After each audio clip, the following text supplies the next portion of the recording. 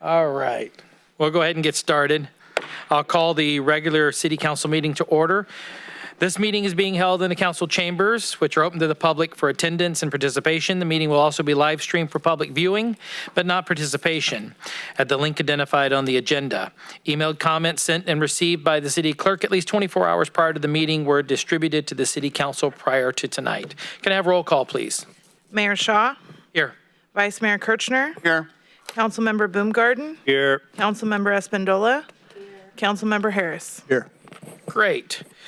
Mr. Chaffin, will you please read our closed session items? Thank you, Mr. Mayor. There are 3 items for closed session. Item A is conference with real property negotiators under Government Code Section 54956.8. The property is approximately 2 acres generally located in the northwest corner of Pool Boulevard and Civic Center Field in Yuba City. The negotiator is Diana Langley, city manager. Negotiating parties are Robert Leal, Robert Scott, and Holly Shackelford, and under negotiation the price and terms of payment. Item B is conference with real property negotiators also under Government Code Section 54956.8. And the properties are 2 of them are 4 APNs, 1.5 acres generally located in Providence Court, west of Clark Avenue and south of Kensington Way.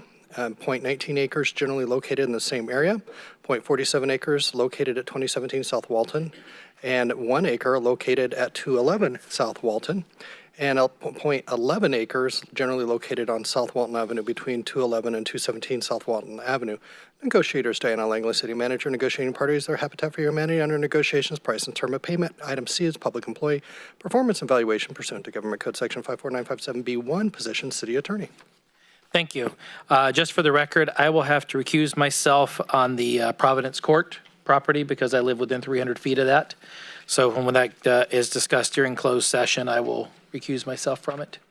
And then anybody else have any recusals or anything? Okay, hearing none. Is there any comments from the public on closed session items? Hearing none, we will now move into closed session. Okay, we will go ahead and call this meeting to order. This meeting is being held in the council chambers. We are open for public attendance and participation. This meeting will also be live streamed for public viewing, but not participation at the link identified on the agenda. Emailed comments sent and received by the city clerk at least 24 hours before the meeting were distributed to the city council prior to tonight's meeting. Can I have roll call? Mayor Shaw. Here. Vice Mayor Kirchner. Here. Councilmember Boomgarden. Here. Councilmember Espandola. Here. Councilmember Harris. Here. Great. If you'll rise, our invocation tonight will be given by Pastor Ron Fortenberry, who's our Yuba City PD chaplain. And then I would like to ask former mayor and current council member Sean Harris to give the pledge afterwards. Pray with me.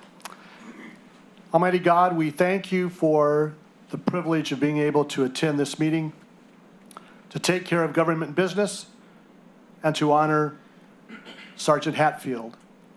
Thank you for protecting him through his years of service. Thank you for keeping him strong and safe and integrous. Pray, Father, that you would bless him and Kristel as they go off on their new journey. Bless them with continued strength and focus and purpose. Bless this meeting tonight. May your hand be upon every council member as they make the decisions to better our city. Thank you for being here with us tonight. We ask all these things in the name of Jesus. Amen. I pledge allegiance to the flag of the United States of America and to the republic for which it stands, one nation, under God, indivisible, with liberty and justice for all. Thank you.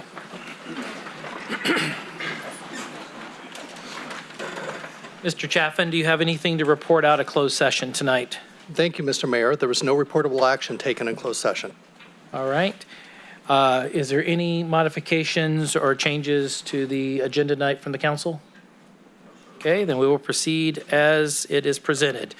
That brings us to why I know at least half the room is here tonight. I'd like Sergeant Paul Hatfield to come forward and join the council right here in front of the dais, please.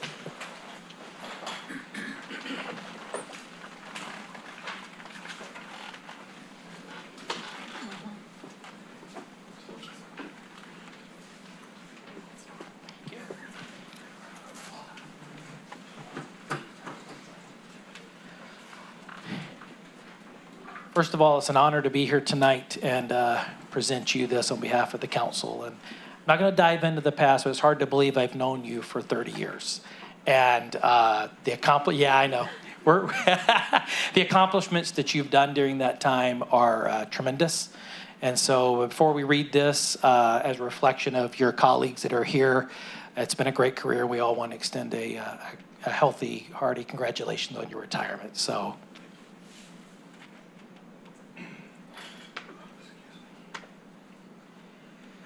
Tonight's proclamation is in recognition of your retirement. Whereas Paul Hatfield was hired as a reserve police officer by the city of Yuba City on August 11th, 1990. And Paul has held the positions of reserve police officer, and police sergeant. And whereas Paul has been recognized with numerous awards and commendations for his exemplary professional performance, including over 40 letters of appreciation from the public, peers, and supervisors. And whereas Paul has served as an example of a leader and a team player in his capacity as an employee of the city of Yuba City, Paul has received 5 Chiefs Unit of the Year awards, 4 Police Unit Commendation ribbons, and 7 Police Fitness ribbons. And whereas Sergeant Paul Hatfield took an oath when he was hired to preserve, protect, and defend the Constitution, an oath that you never broke. Whereas Sergeant Hatfield kept faith with the public, he so honorably served for more than 32 years. Now therefore be it resolved that I, Dave Shaw, Mayor of the City of Yuba City, on behalf of the entire City Council and the citizens we all serve, do hereby congratulate Sergeant Paul Hatfield on the occasion of his honorable retirement, September 14th, 2022. We wish Sergeant Hatfield the very best in his future, done this 20th day of September 2022 in the City of Yuba City, County of Sutter, and State of California.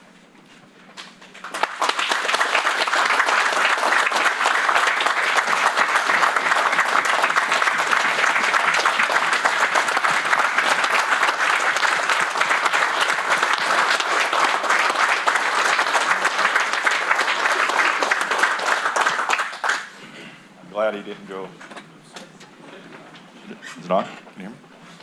So I'm glad Dave didn't go into other stuff that he knows about with me to the audience. I appreciate that. I just want to say thank you. It's been 32 years of a great career. It was a difficult thing to pull the pin, but it's time to let the younger guys in and let them move up and through the ranks. It's a great family. And hopefully none of you forget about me, because I do know you do dinners and all that, and I do love to come to those. But thank you very much, and appreciate it, Brian, Sam, for everything that you've done for me. Appreciate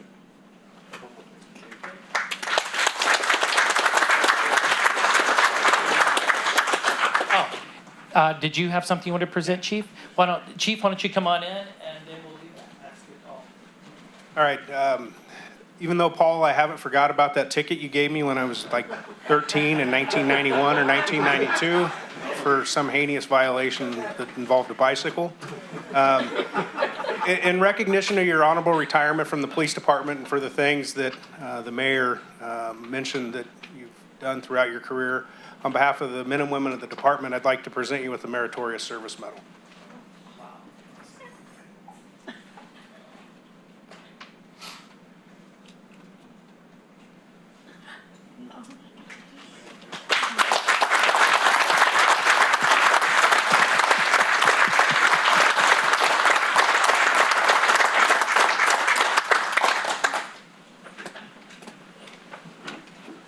And nobody go anywhere. Councilmember Boomgarden had a great idea. We are one big family here.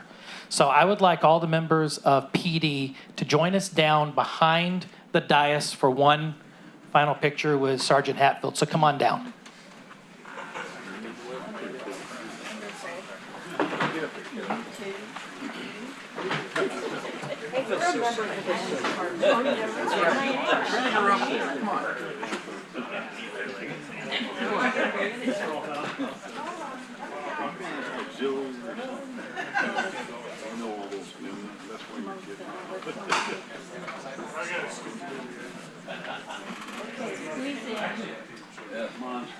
If we can't get everyone in, we can bring people down front with us. Are you good?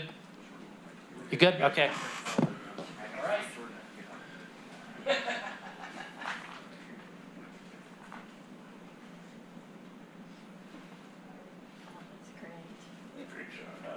Yeah, great. Hang on, wait, one more. There you go.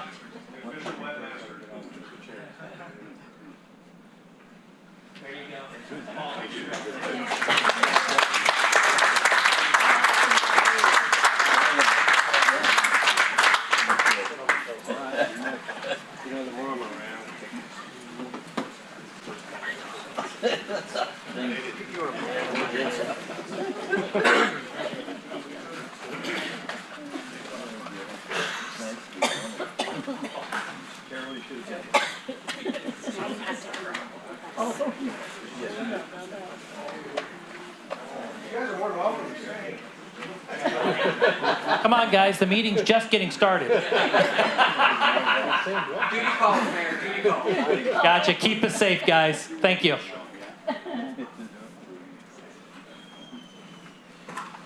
That's good times right there, so definitely. Now we're going to go on to the Senior Center Proclamation. Senior Center, it's a tongue twister. So, all right, I need, if I could have Commissioners John Boyer, Tony Curlin, Michael McFarland, and Pam Epley come forward. And I believe, Jessica, you're here as well. Please come on up and join us. Right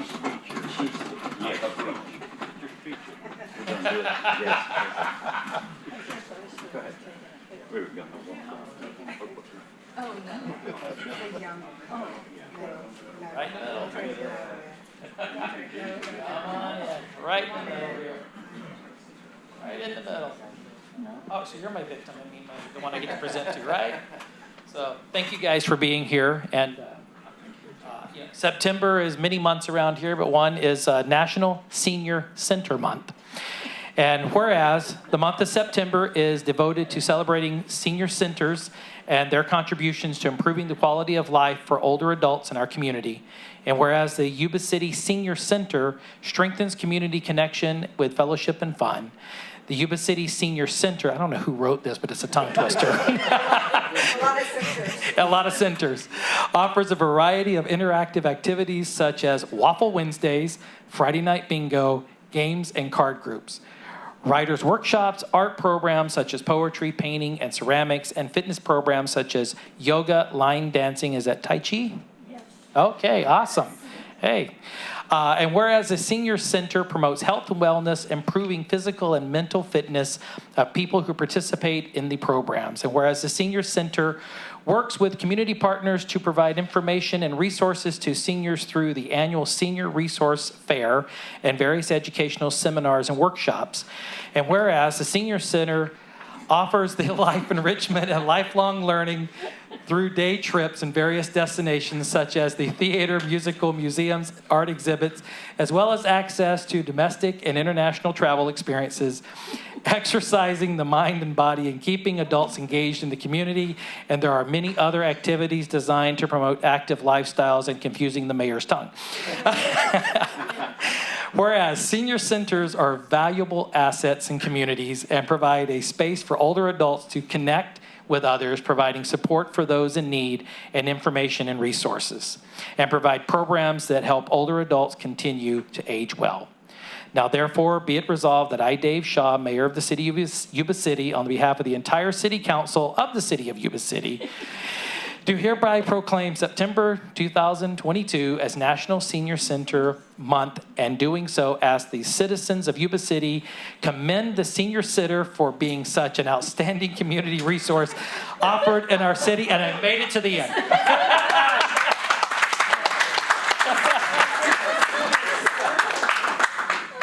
Present this to all three of you. And if I may add in my own words, because I work with a lot of seniors in my profession, it is so important that our seniors have connectability, a sense of community, friendship, and camaraderie, because that just extends the quality of life and helps us have even longer lives. So on behalf of all of us, again, thank you so much.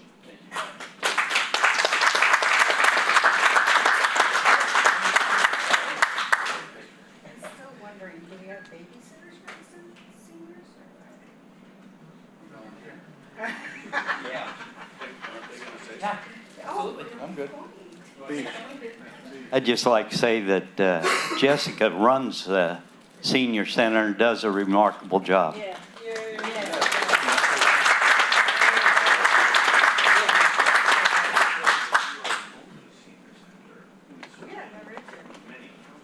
that's true. This is the only senior center that serves several counties, and everybody's welcome.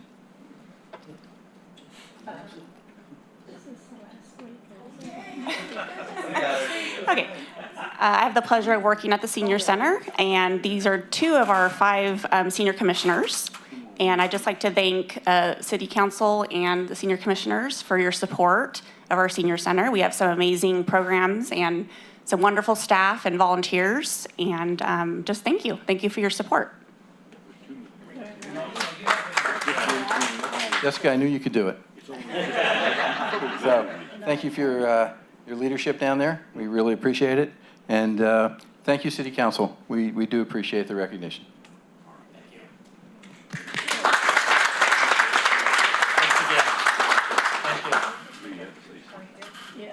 And I can see the joke at their next Waffle Wednesday. How many times can the mayor say senior center in Yuba City, city up? Oh, yeah, bingo.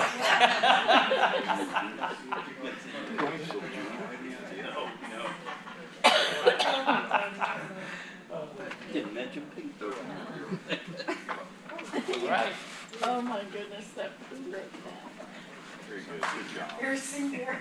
Yeah. All right, we're going to move on to emergency preparedness. Chief Alexander, would you please join us down here? Yes.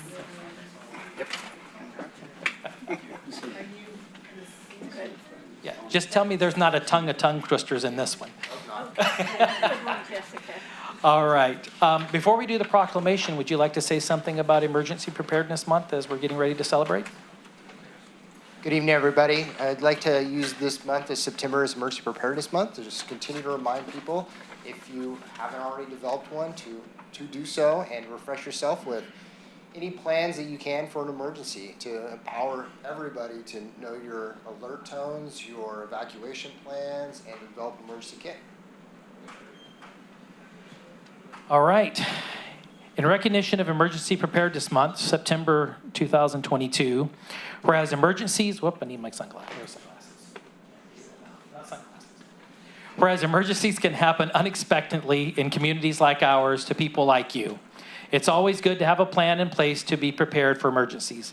And whereas the entire Yuba City community can take actions to become prepared to respond to and recover from any natural or manufactured disaster, no matter how big or small, the more people who prepare, the quicker our community will recover. And whereas Yuba City first responders may not always be able to reach you quickly in an emergency or disaster, and the most crucial step that you can take in helping them is being able to take care of yourself and those in your care for at least a short period following an incident. And whereas during National Preparedness Month, September 2022, community members are encouraged to take time to prepare themselves and those in their care for emergencies and disasters that can impact our neighborhoods for days at a time. And whereas all Yuba City residents and business owners are encouraged to be prepared, visit the Yuba City Fire Department website to sign up for emergency notifications with code RED and to learn how to build a disaster supply kit, create evacuation plans, and general emergency preparedness. And whereas Yuba City community members who prepare to meet emergencies or disasters can positively influence their neighbors by sharing their preparedness story and encouraging friends, family, and coworkers to be prepared. Now, therefore, be it resolved that I, Dave Shaw, Mayor of the City of Yuba City, on behalf of the entire City Council, do hereby proclaim September 2022 Emergency Preparedness Month and encourage the community to make sure that you and your family are prepared for an emergency. We present this proclamation to you, and thank you to you and your team for everything you do to keep us safe. Thank you.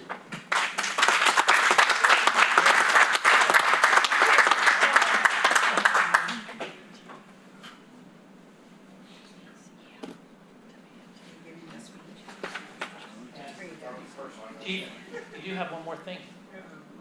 Isn't the fire department having something on Saturday? Would you like to talk about that? So we have a few items coming up for Emergency Preparedness Month. This Saturday from 9 to noon will be an open house. It's an emergency preparedness open house that will cover a wide variety of different activities, from hands-only CPR to in your zone, which Zonehaven, which will be addressing registering for Code Red and a bunch of other items. And then on the 27th at 2 p.m., we'll be doing our annual Code Red test for the city. Awesome. Thank you.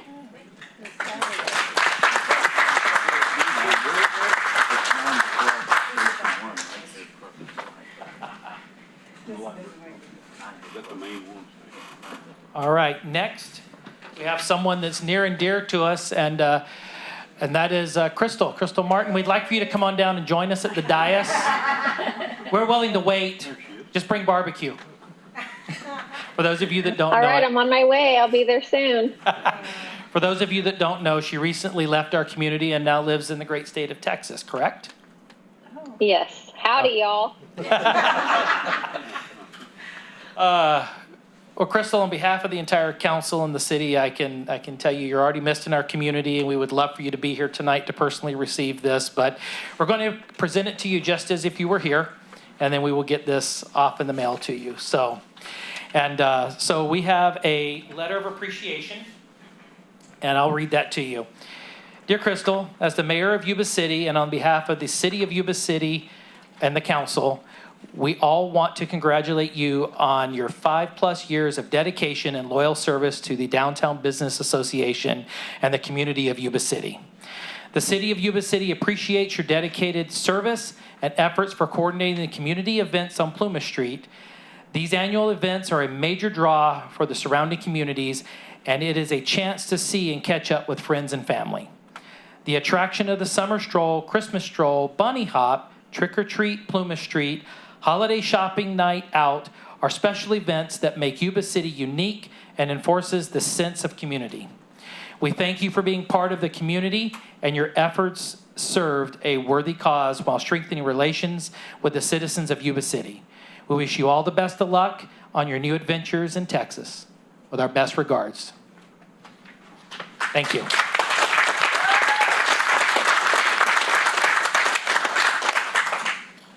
Thank you so much, you guys. That means the world to me. Plymouth Street and downtown and the whole community, I've been there for over 30 years. It is home to me. And, you will see me. I may be away, but I'm not gone. I'm already planning my next trip there. So you will see me, and you can buy me a hot wing or buy me a beverage. And you are the heart, the heart of me and heart of the community is downtown. So I look forward to seeing the events and seeing everything that goes on. And I really, really appreciate the support from the council. Always, whenever I needed somebody to be a crossing guard or to help, you guys were always there to help out. And I really, really appreciate. And the board that I've worked with for this 5+ years was made it such an exciting job. So I really appreciate each and every one of you. Thank you so much.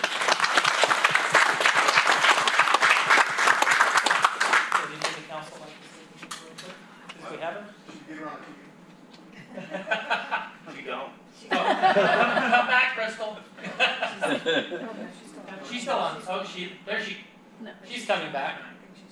Texas has. There you go. I know Texas has problems, right? So, there you go. Hi, Kristel. It's an honor to be here tonight to just recognize all that you gave back to the city, and look forward to you when you get back here. Come back soon. Yes, I will. Thank you. I love your new home. Just did the tour with you the other day. But I have to say that you are so missed. Your presence, your work that you've done for everyone, and your smile and your generous ways of just including everyone. I just love that about you, and I know you're going to do that in your new community, but you're always welcome to come back to ours. Thank you. Thank you. Kristel, just to add to that, thank you for all your years of hard work. Thank you very much. Thank you. Yeah, Kristel, thank you very, very much for all your help. The Plumas Street won't be the same without you, and all the events won't be the same either. You're going to be missed. You already are. But congratulations and best of luck in your next chapter. Thank you. Yeah, I know. I've got to find a new street walking job. No, that was fun. Just kidding. We will close it out with this, Kristel. When you come back to town, please let us know. Wings and drinks are on the council at the Viking. So, Thank you. It's a date. Thank you. All right, thank you. Let's have one more round of applause for Kristel.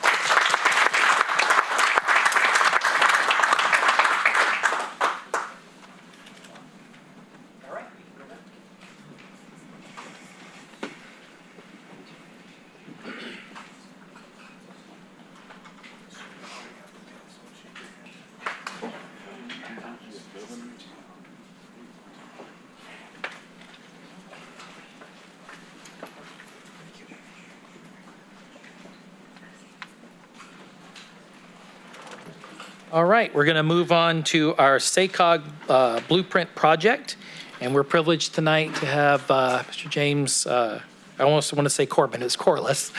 James, thank you for being here. You're more than welcome to use the other podium if you would like as a presenter. Okay. And because you've got a presentation and she's got things, so why don't you go ahead and use that one if you'd like.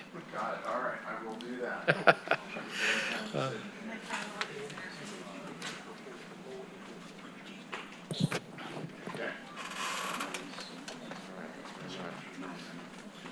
Okay, good evening. Nice to see you. James Corliss, Executive Director of the Sacramento Area Council of Governments.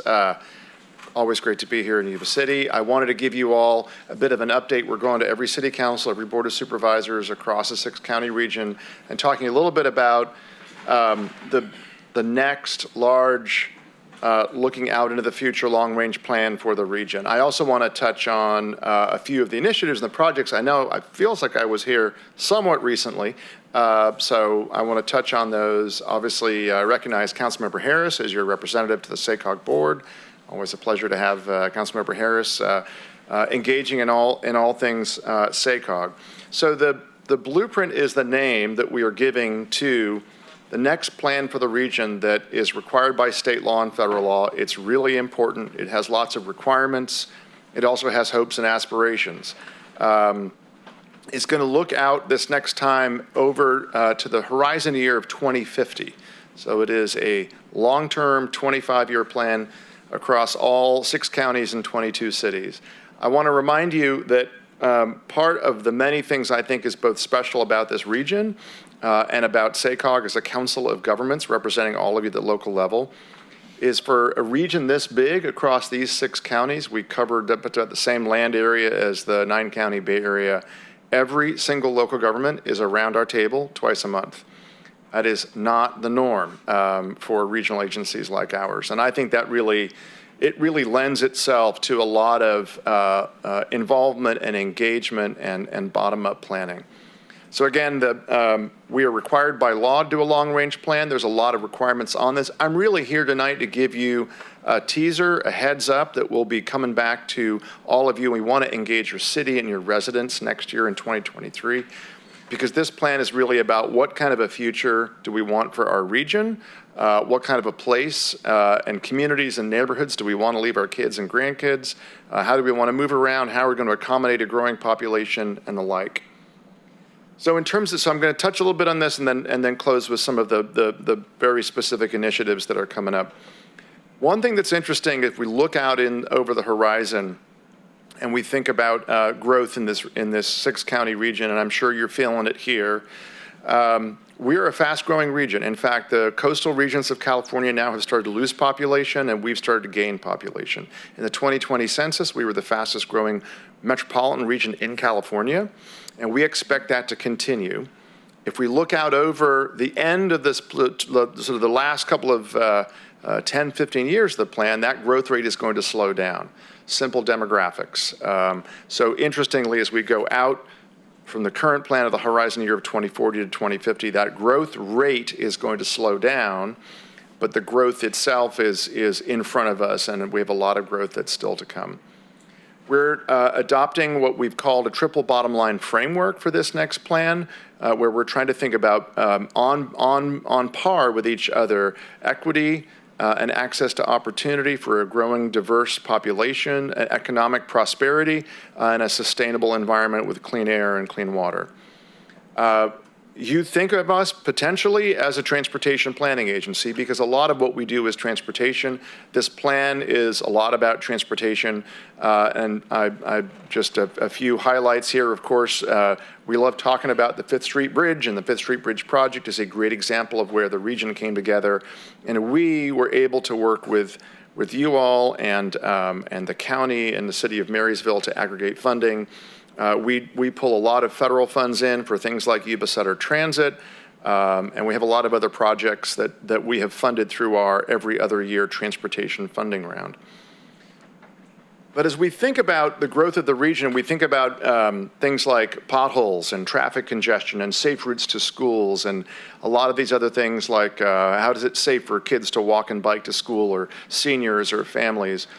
And we think about transportation, we actually have to first think about growth and economic development and land use. And in this next plan update, we're going to be taking a little bit more of an intentional approach to thinking about the different alternative growth patterns and phasing of growth that we could see in our region. And this is really critical in terms of how we grow. We want infrastructure to be phased and to keep up with growth.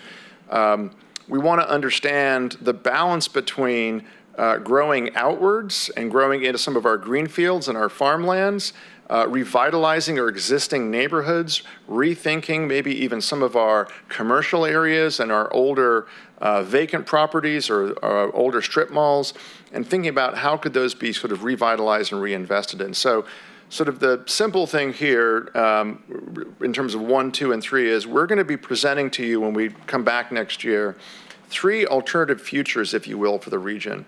3 different ways of going, paces of growth, shape of growth. Is it more compact development? Is it more walkable development?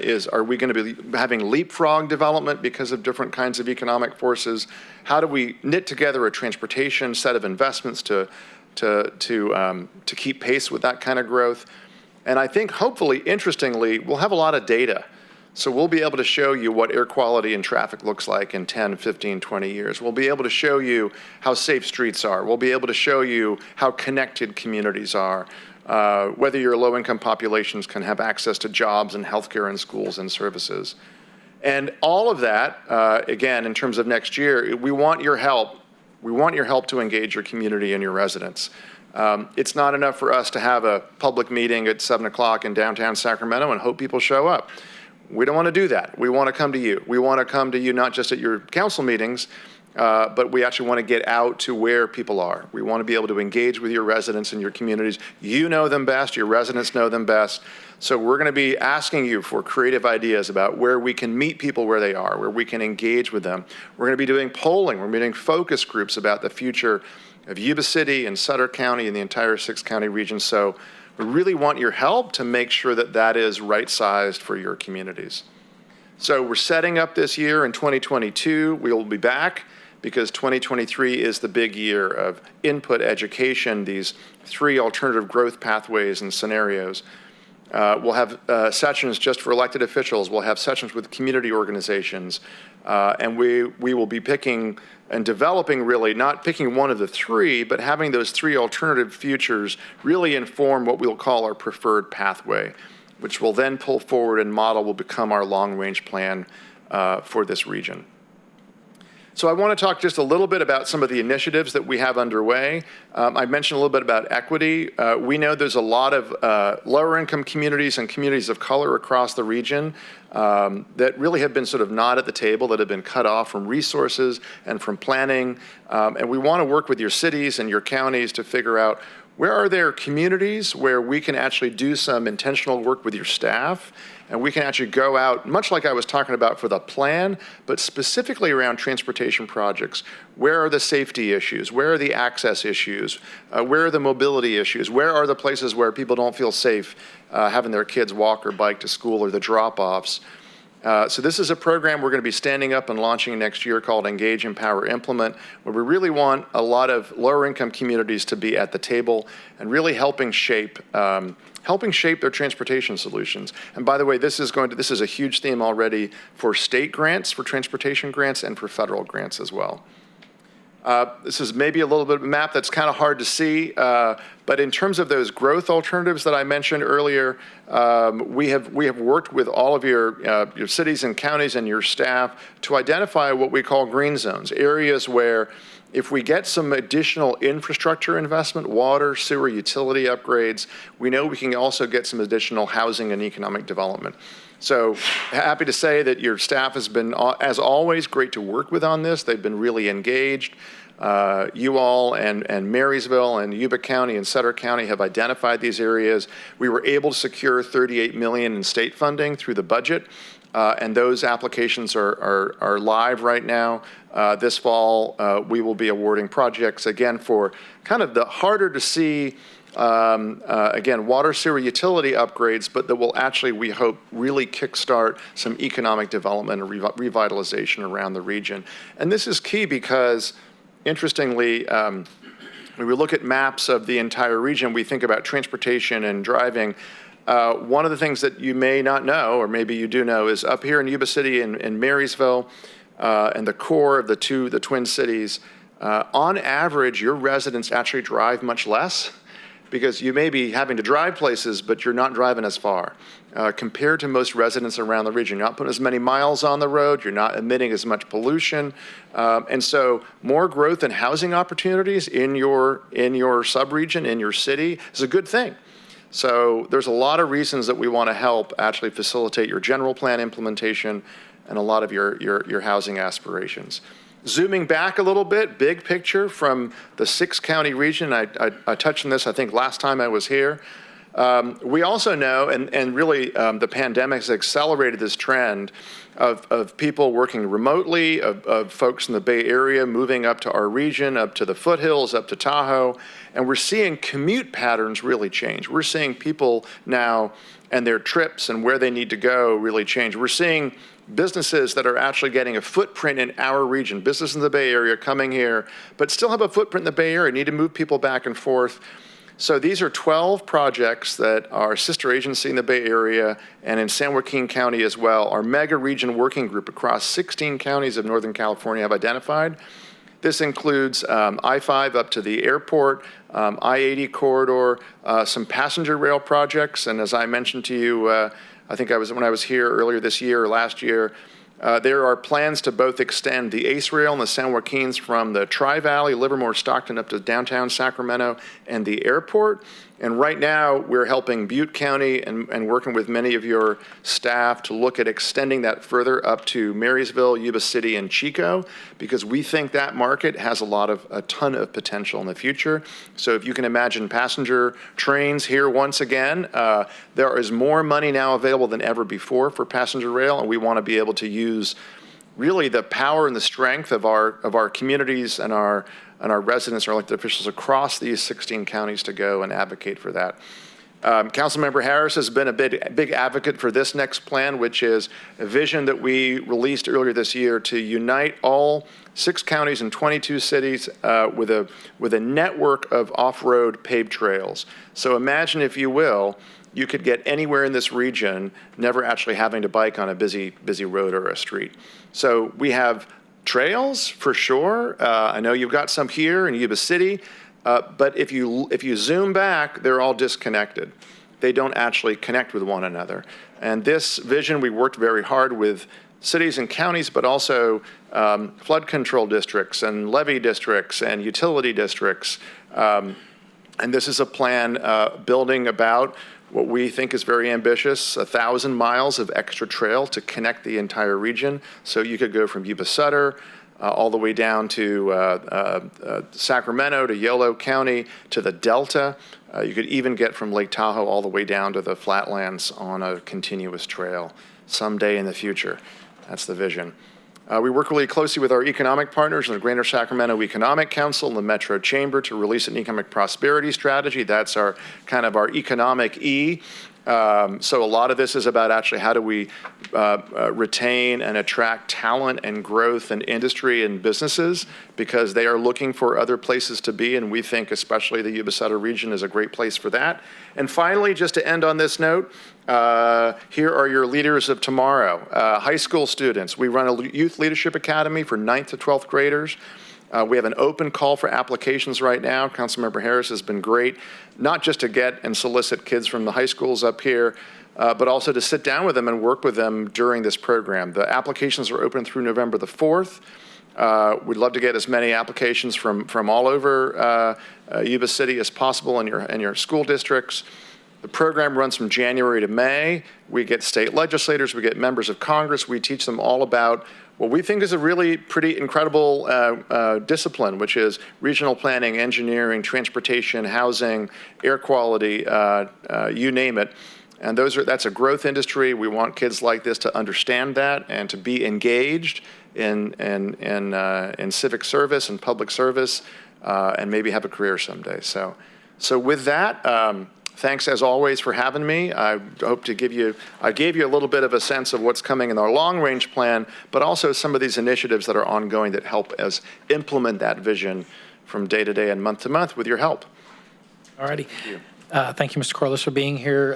Councilmember Harris, I'd like to give you first opportunity since you're a representative. If there's any questions or anything you would like to Thank you, Mayor. I just really appreciate you taking the time to come up here and, like you say, give a little sneak preview of what's the good things to come, James. So clearly a lot of work has gone into these plans and continues to be so. And the Race and Equity Inclusion Plan is phenomenal. I think we got on board with that early, and it has become, you see them popping up all over the place now, to the point where we even said, and now federal funding is sometimes contingent on having such a plan.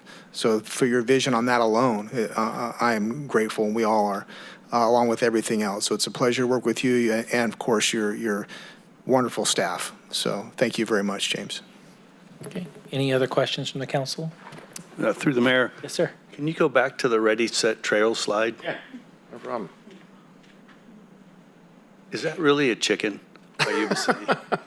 Do we have a chicken in Yuba City? Thank you for noticing. I appreciate you noticing that. How about that? We had nothing to do with that. That's what that says. We see you. I figure that's...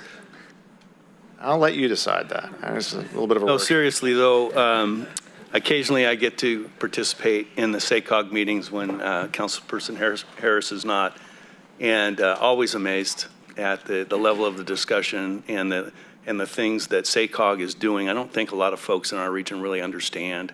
I shouldn't say our region, our city, really understand the value that having Sean on the committee and your leadership on SACOG has really meant to the city of Yuba City. So just from me to you, thank you. Thank the members of SACOG and the staff. And it's always good to hear our staff is doing what you think is they awesome. need to be. So appreciate you being up here tonight. Look, one of our measures of success is if I can walk in the state capitol and they already know who's coming and where Yuba City is and why you're amazing and why you deserve investment. That's a measure of success for us. And there's so many things I didn't mention in here too, including a lot of our Clean Trucks initiative and trying to figure out if we can develop some pilot projects to actually have refueling and electrification for trucks, right? So you can deal with the truck parking issue, but also the pathway to a transition to cleaner trucks and be a pilot project, right? To be a leader. And we think the Yuba City, Marysville region, we've got a panel of actually development experts coming up here in a couple of months to look at your economic development opportunities in both cities, uniting across the bridge and the river, as it were. So yeah, we're enthusiastic. I hope that comes through. Appreciate you. Thank you. You're the mayor.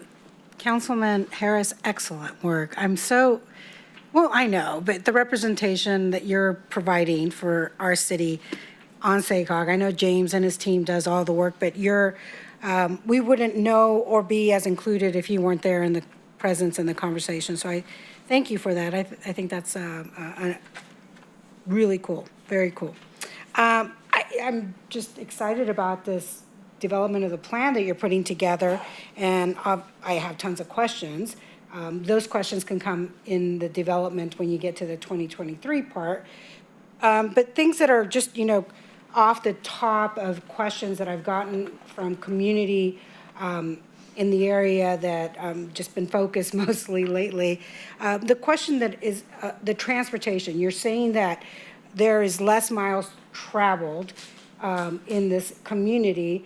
And I'm curious to understand, is it because people don't have their own vehicles, or is it Are they locally driving? You know, there's probably Yeah. a lot to that. Yeah. And you don't have to give me the full answer, but then one thing that is the lack of public transportation. We have our transit, which is fulfilling, but I'm honestly excited about the trains that for passengers. Yep. I think that's a great connection. And Yep. so can you help me understand that a Yeah, little? no, I'm thinking to myself as you're speaking, how do we give you the easy, that's always the problem in transportation, is how do I give you the easy answer?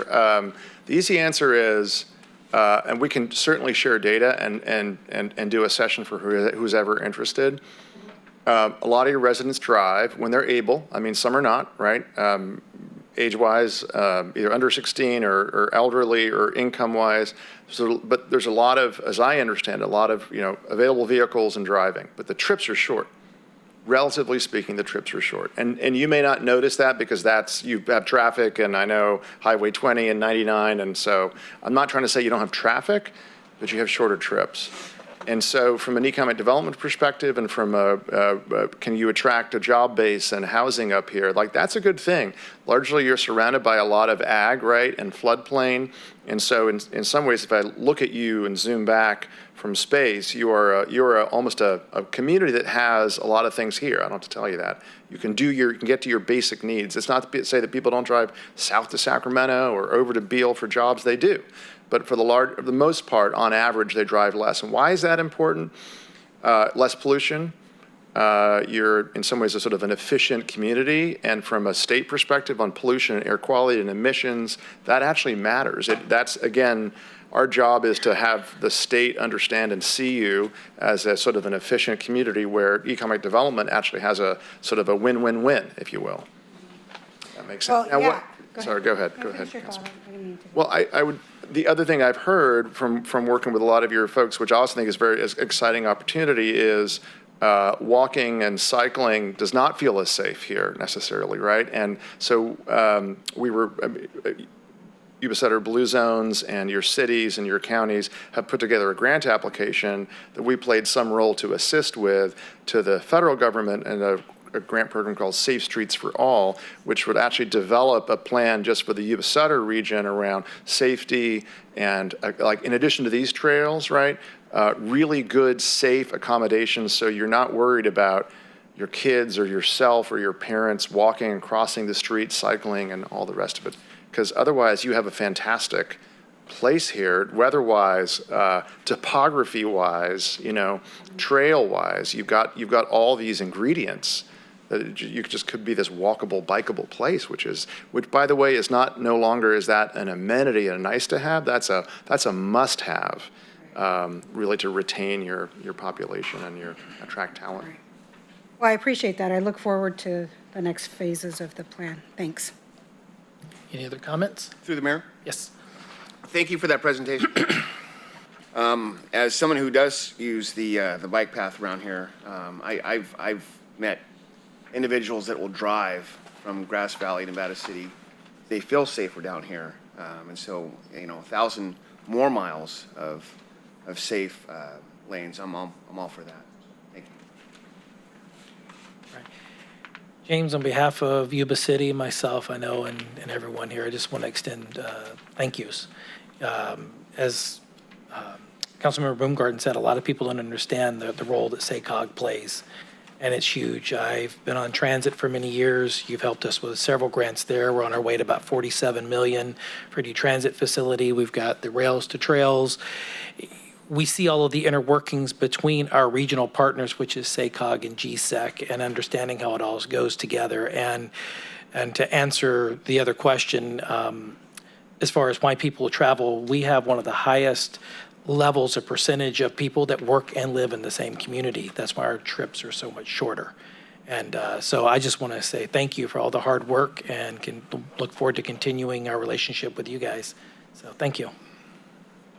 Thanks.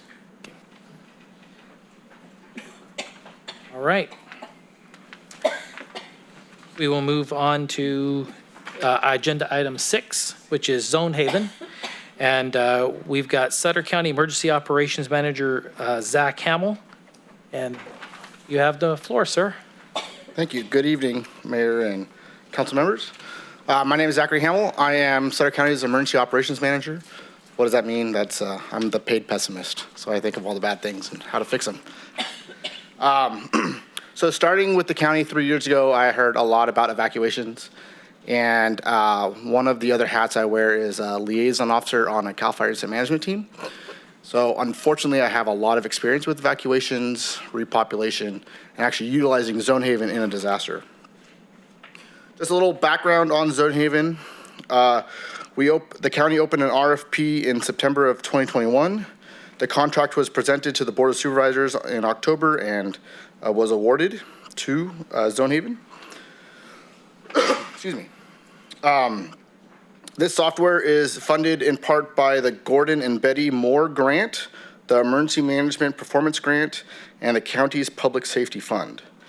Kickoff started in earnest in January of 2022, and over the last 9 months, a team of city and county staff have been working diligently on developing the zones and providing data for the evacuation planning, which we'll talk about. So, where would you go today to find out about an evacuation in Sutter County? So, to answer that would be Zonehaven. So this platform bridges the gap between first responders and community members. It will help our community stay informed with real-time evacuation updates during an emergency. Zonehaven Aware is a web-based platform for community members. Residents can look up their address utilizing the search bar to find evacuation information for their area. Zonehaven EVAC is a public safety portal that allows first responders to build evacuation plans per zone, including how many officers, public works staff, and other resources it takes to evacuate and secure an area. These items are not identified, these items would not be identified to the public, but evacuation routes, identifying evacuation points like shelters and animal shelters would be viewed in the public portal. Agency officials make changes to the zone status that are reflected in real time in the Aware site. So the information that you see on community.zonehaven.com is up to date and authoritative. So evacuation zones. Knowing your zone is critical to the evacuation process. If there is a wildfire or emergency situation, this is how you would check if you are in the impacted area. If you are ever asked to evacuate or shelter in place, these orders, along with any other critical updates, would be communicated to the public utilizing predetermined areas called evacuation zones. Pre-established evacuation zones help fire, law, and emergency services agencies prepare for, streamline, and reduce confusion around the evacuation process. By evacuating the most at-risk zones first, emergency personnel are able to manage the traffic flow and more easily prevent the traffic jams that occur when entire towns or cities, or as we're familiar, county, tries to evacuate all at the same time. It also provides a common reference system for all first responders and the community. Here in Sutter County, the team identified 91 evacuation zones, and of that, 39 zones are here in Yuba City. They should mirror closely what was pre-established city zones before this effort took place. There may be some minor edits for ease of use and understanding for our residents. So to find your zone, you'd go to community.zonehaven.com, enter your address in the search bar, and your zone will pop up. Excuse me. We would encourage everyone to write down their zone and have it handy in case of an emergency and keep it in an easily accessible place. Each zone is labeled with 2 or 3 letters as a precursor that identifies the community. So here would be YC, Meridian would MDN, etc. That is followed by a dash and a U or a C.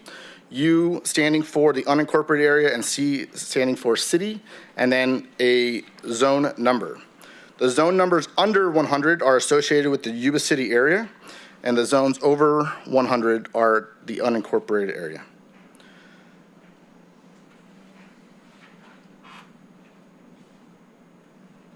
So these are the zone statuses within Zonehaven, and these are the adopted phrases here in California.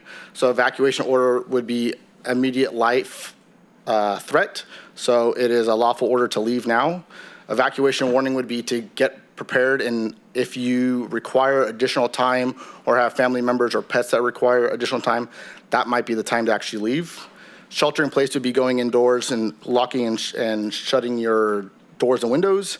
Advisory being things that aren't actionable. So if there was a gas leak in the area or something that we want you to be aware of, but we're not actually asking you to take action at that time. Evacuation order lifted, green being you're free to go back home. And then as you can see on the previous slide, all of the zones right now are that white color, so they are normal.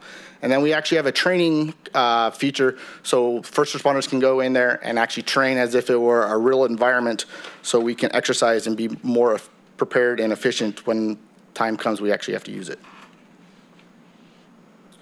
So this new tool will speed up the evacuation process. Knowing your zone will help us get you and your family out of harm's way much faster. Finding your zone before a disaster strikes will keep you from needing to look it up each time you get an alert. If you memorize or write down your zone number, it'll give you more time to take necessary action. Timely evacuations will help our first responders save time so that we can focus on protecting homes and businesses.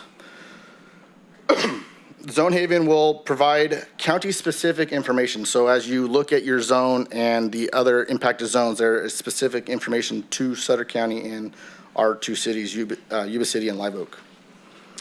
Zonehaven supplements Code Red, the county's emergency notification system, and I'll cover implementation in the next step slides. And then I was just on with Zonehaven this week, and Aware 2.0, so the Aware public site, there's going to be a 2.0 rolling out here in the next couple weeks. That will actually come with a mobile app, and that will allow you to get notifications of any zone changes within 6 miles of your location, and you can also save home zones, if you will, for those places like home, work, school, for if you're outside the area, you still get notified if anything changes. So what does that mean? So what is the evacuation process? So we have an emergency. Our first responders on scene make a determination that, yes, we need to do an evacuation. So they would call for that evacuation. We'd put out the emergency notification through a multitude of different avenues, Code Red, the wireless emergency alert, social media, county, city websites, you name it. And then we would go and update the Zonehaven Aware site so that as people get the notifications, they can go and have a visual representation of what we're asking them to do. So how does that impact our residents? So with the emergency detected, whether that is receiving the wireless emergency alert, receiving a Code Red notification, or actually witnessing the emergency, they would reference that zone, whether they have it written down or memorized. They would check Zonehaven to determine if they were in that zone. They would grab their go bag if they are, check on their neighbor, and then evacuate. So, are you ready to accept the challenge? So our next steps, Zonehaven is live now. So we need to work more on educating the public about our zones. We'll be integrating them into the bepreparedsutter.org website. It'll be integrated, all of these zones will be integrated into our flood brochures and other preparedness literature. We're actually having magnets for refrigerators customized to the county so people can have this. There's a QR code to go directly to the Aware site, and you can write in what your zone is. So that'll be a handy reference. And then we'll also be conducting community preparedness fairs where we'll highlight the Know Your Zone campaign. Like I discussed earlier in the presentation, this will be integrated with Code Red. So there is the ability for all of these zones to be inputted into Code Red. So when we are launching messages out to our public, all we have to do is grab that zone and that language associated with that zone and hit send. So it streamlines our process when actually getting emergency notifications out the door in a much more timely fashion. And then lastly, I would urge everyone to sign up for Code Red. So you can go to the city's fire website or go to the bepreparedsutter.org website and sign up for Code Red. And that is all I have for you tonight, if you have any questions. All right, any questions from the council? None? Thank you for the presentation. It's a big task to try to bring in a new system to have the community respond in situations of what it may be. Sometimes using Wi-Fi is a challenge for folks, or using the internet or the website. What other means of communicating with, I saw it's translated into a few other languages. Correct. But I didn't see the Punjabi language on there. So they're working on that. Okay. Currently, they are utilizing the 4 main languages in the United States. They're, as I'm sure you're aware, Punjabi is not an easily translated language. So they are working with us to do that, since that is one of our primary languages here in the county. Right, okay. So how for people that are not literate in the computer world, how do we? So this is just one tool in our tool bag. Okay. Okay. While we are issuing emergency alerts and evacuation orders and warnings, we would reference a zone, but we'd also reference geographical areas. So whether it be north of, south of, east of, west of, like city streets, or maybe community names like Sutter or the Lomo Crossing, other areas that people are familiar with as a local geographical reference. Yeah, I'm just saying that if people aren't signed up because they don't have the computer literacy or knowledge of receiving it, because some folks are not, what other means are you utilizing to communicate in those emergencies? So there's a number of different ways that we'll get the message out. I think that's what you're asking. So one, we have Code Red, which we bring in white page and yellow page data, and then we also ask the community to sign up for. Okay. In addition to that, we utilize IPAWS, which is the Integrated Public Alert and Warning System through the federal government, and that is the emergency alert system, which is across the radio and TV, typically during your favorite TV show, interrupting that. In addition to that is the wireless emergency alert, and that does not require you to sign up. That goes out to any and all cell phones made in the last 15, 20 years. And that there is some limitations with that, but we can draw a geographical area and push out a 90-character message to those cell phones in that area.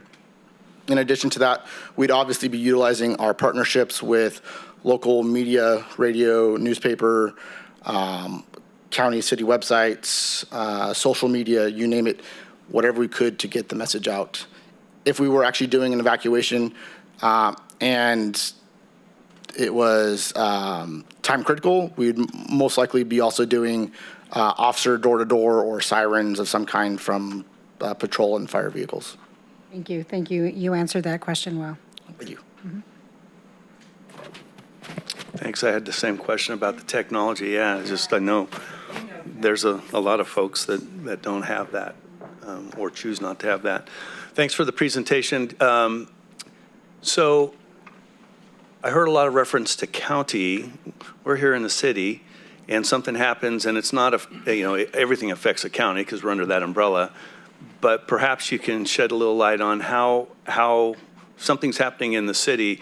How are we able to activate Zonehaven? So there's been a number of staff, and if Chief wants to step in, I'll gladly give you the floor. But just as the quick 5-second is, there's a number of staff that have been trained up in the police department and the fire department that have administrative rights to go in and utilize it. Is that within the dispatch center? Because I'd hate to think that someone in the field was going to have to take their time away from actually response to operate and activate.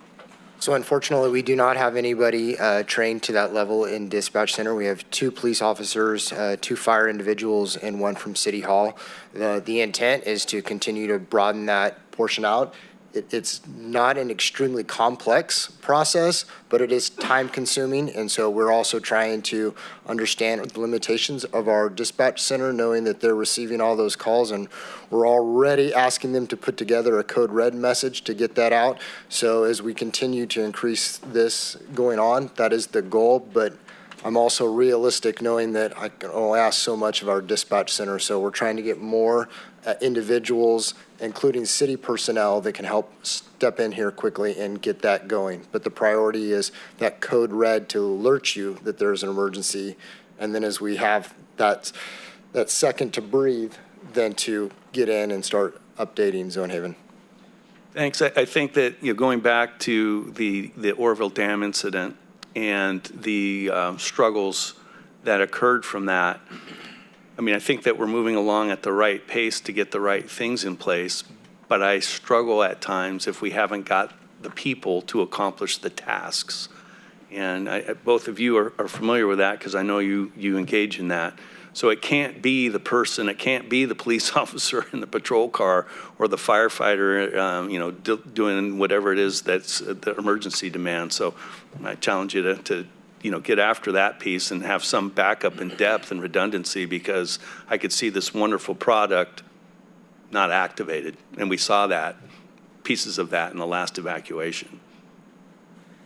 Agree, and we're working diligently on trying to expand as much as we possibly can.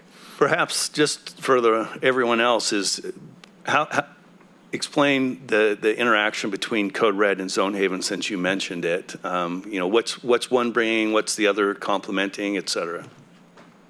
So Code Red is our push of the message, where Zonehaven is going to be your visual representation. So I can't give you the visual representation over a voice message or a text message. So that's where I'd reference going to the community.zonehaven.com website so you can get the visual representation of what are we trying to describe this area is that needs to be evacuated. Okay, so if I understand this correctly, Code Red is going to be activated by whoever's the incident commander, and they've got this issue going on, and there's going to be some message involved. And then Zonehaven is going to depict that in a picture, basically. Okay. I don't have any other questions right now. Thank you. Okay. Questions to my right? Pardon the ignorance of this, but my concern is the confusion, okay? And when I say ignorance, I know I have a zone in Code Red. I couldn't tell you what that zone is. And is it going to be the same zone in Zonehaven, or am I expected to learn two different zone numbers now when I haven't even learned the first? So the only zone is actually in Zonehaven. The Code Red app and iPause and all of those are just resources that we can use to push messages out. So whatever message we put into that was what is distributed out. So if we take the zones out of Zonehaven and reference zone 1, 2, 3, that's what we'd put in the message as we distribute it out through iPause and Code Red and everything else. Okay, because I go back to the concerns that Councilmember Baumgarten had, and we know what happened in 2017, and it wasn't the picture-perfect way of things should have happened. And I think that's really what we're all trying to get to, is taking care of our residents, making sure that we have that coordination. And if we need to get people out, we get people out. If people need to shelter in place, they shelter in place. But it's that transfer of information. And as I was thinking, you say the different media outlets, Councilmember Espindola was talking about, the other medias. We were recently on a flight back as a council coming from Long Beach at the league, and they had the high tide warning. Every phone on the plane went off at the same time. I think of our seniors, they don't have, great mobility, some of them. How are we going to ensure, and how are we tied in? I know it may run across the television with the emergency alert system, but I just start thinking even news media, we don't seem to be tied in as well up here as the greater Sacramento area is.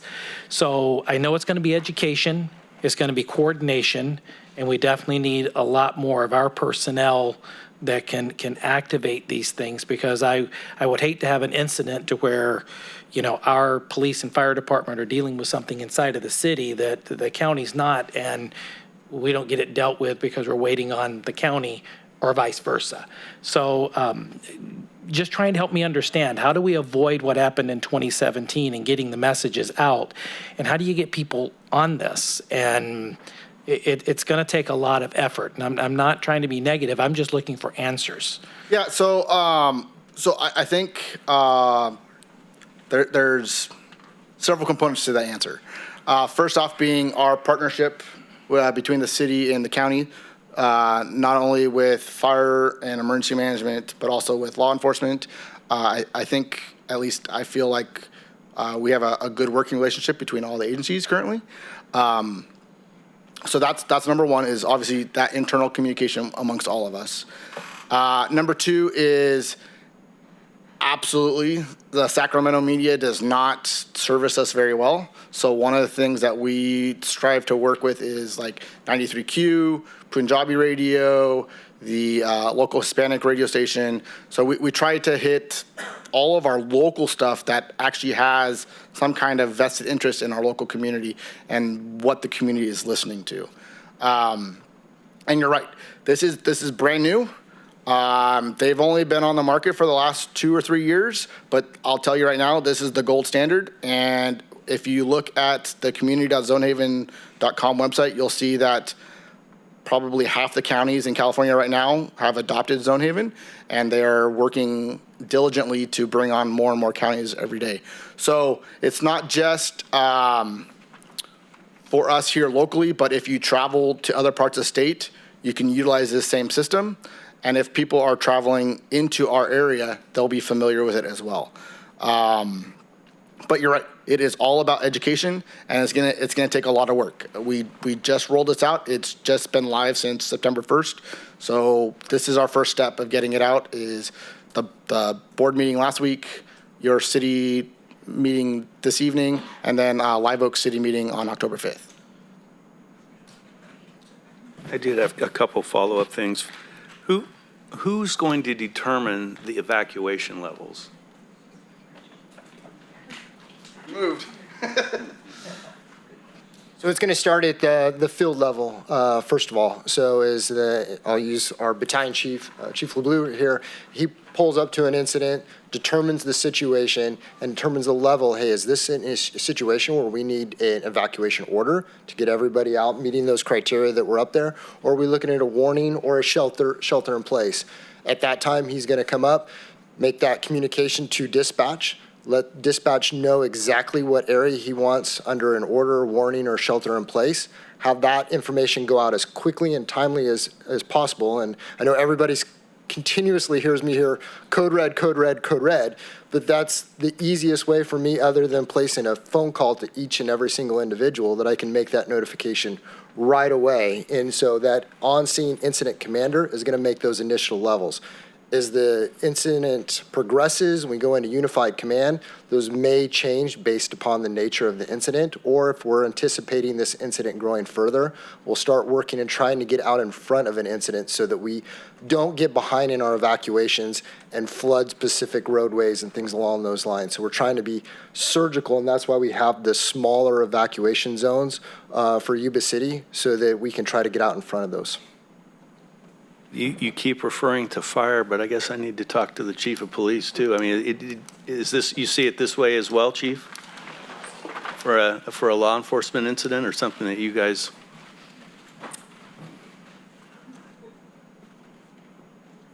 Yeah, essentially, we would utilize the same type of process. It would be our on-duty field staff, and then if it ratcheted up to a level that involved more of a management response, those evacuation orders would go out into the area that's impacted. I recall back several years ago, we had a gas leak over at Yuba City Refrigeration. So something like Code Red, with people knowing their zones, with the Zonehaven portion of this, that would have been very helpful, trying to get those people out of those areas in a more expeditious manner than trying to send personnel that we could utilize for other things to do that. And so, like Zach and Chief Alexander have been talking about, the big thing is just education, and you know, whatever we can do as, as a community to push this out and get the word out to folks, that's going to be our goal. Thank you.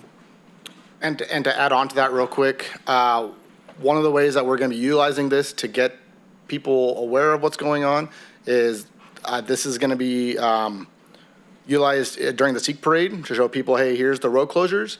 And the other thing that I did not talk about, but there is integration with the Waze navigation app.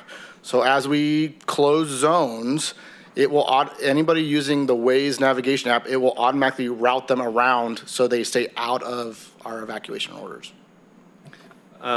Two more things, if I might. I see Mr. Bumpus in the room, our pre-hospital emergency medical care person. Are they worked into this system as well? So by statute, evacuations fall on law enforcement. But under any kind of incident, we strive to work under a unified command system. So if we had a large medical issue, we would obviously be consulting them. Okay. You good? Perfect. Okay, last thing is, this is from the old gray-haired guy in the room. Exercise, exercise, exercise. I mean, I can't stress that enough. I mean, you can have the best equipment and the latest, the gold standard, but if you don't play with it, it's just 2 cents from me. Take it for what it's worth, but it needs to be, you need to test it, you need to train with it, and you need to operate it. Couldn't agree more. Yeah. If I can follow up with that, from my military days, I've talked with Chief Alexander's exercise, exercise, exercise. That way it's second nature. I just leaned to my colleagues. What is the Waze navigation? I use Sirius, live traffic in my car. Is that tied into that, or is Sirius? So there's 3 main navigation apps. There's Apple Maps, Google Maps, and Waze. Google owns Waze, so they're technically the same application. So through computer magic, when we do an evacuation order or a warning, that will actually route to that navigational app, and anybody who is utilizing that at the time, with navigation, it will reroute them around. So we're saying, hey, this area is closed, and your route of travel took you right through the middle of it, it will actually take you around it. You're telling me don't use my navigation, use Apple CarPlay, and I should be fine. So they're still working on Apple Maps. I know every day they're bringing on more and more integration, so I don't know the full scope, but I do know that a number of people use Waze and Google, and it does talk to that because we've actually tested that. Okay. Any other questions from the council? Through the mayor, the only thing is this whole system is only as good as the community understands their role. And if we don't really engage with Code Red, Chief, how many do we have signed up now percentage-wise of our city? Do you have that off the top of your head or something? I do not know the exact numbers, and I'm not quite sure on the percentage, but we've grown significantly since we started doing the outreach. And I believe the last time I ran the numbers, I want to say it was something quite shocking, like a 205% increase from the initial campaign. So I mean, just on the side of the practice is people need to understand how to utilize it so they can respond and not make it more challenging for those who are trying to help. Thank you. Before we wrap this up, Ms. Langley, do you have any comments or any questions you would like to ask? I do. I would suggest that we work with Zach and his team to come up with some infographics for us to place within our utility billing, to put out via YC Connect, to put on our website, to think of all the different channels that we can get it out to the community and continue, because this is so important. So Zach, we'd like to work with you to come up with materials that we can distribute within the city, and then those materials can also be utilized throughout the entire county. This is so important. Sounds great to me. Yeah. Right. Chief Baker, any final comments? I'm good, thank you. Okay. Chief Alexander? I'm good. All righty, thank you. All that ways to say I'm good. Zach, thank you for being here, and I'm looking forward to all of us working together to do what's best for our citizens, so thank you. All right, we will move on to agenda item 7, which is appearance of interested citizens. You're welcome and encouraged to participate in this meeting. Public comment is taken on action items appearing on the consent calendar or business items as the agenda when they are called. Public comment on any other items within the scope of the city's jurisdiction, including items not listed on the agenda, will be considered at this time. Public comment is limited to 3 minutes per speaker. Members of the public submitting written requests at least 24 hours prior to the meeting will be allotted 5 minutes to comment per speaker. Repetitive comments may be limited, and larger groups are encouraged to select representatives to express the opinions of the group. We had no previous requests to speak, so do we have any comments from the public at this time? Any comments from the public? Please go to the podium, state your name, address, and you have 3 minutes.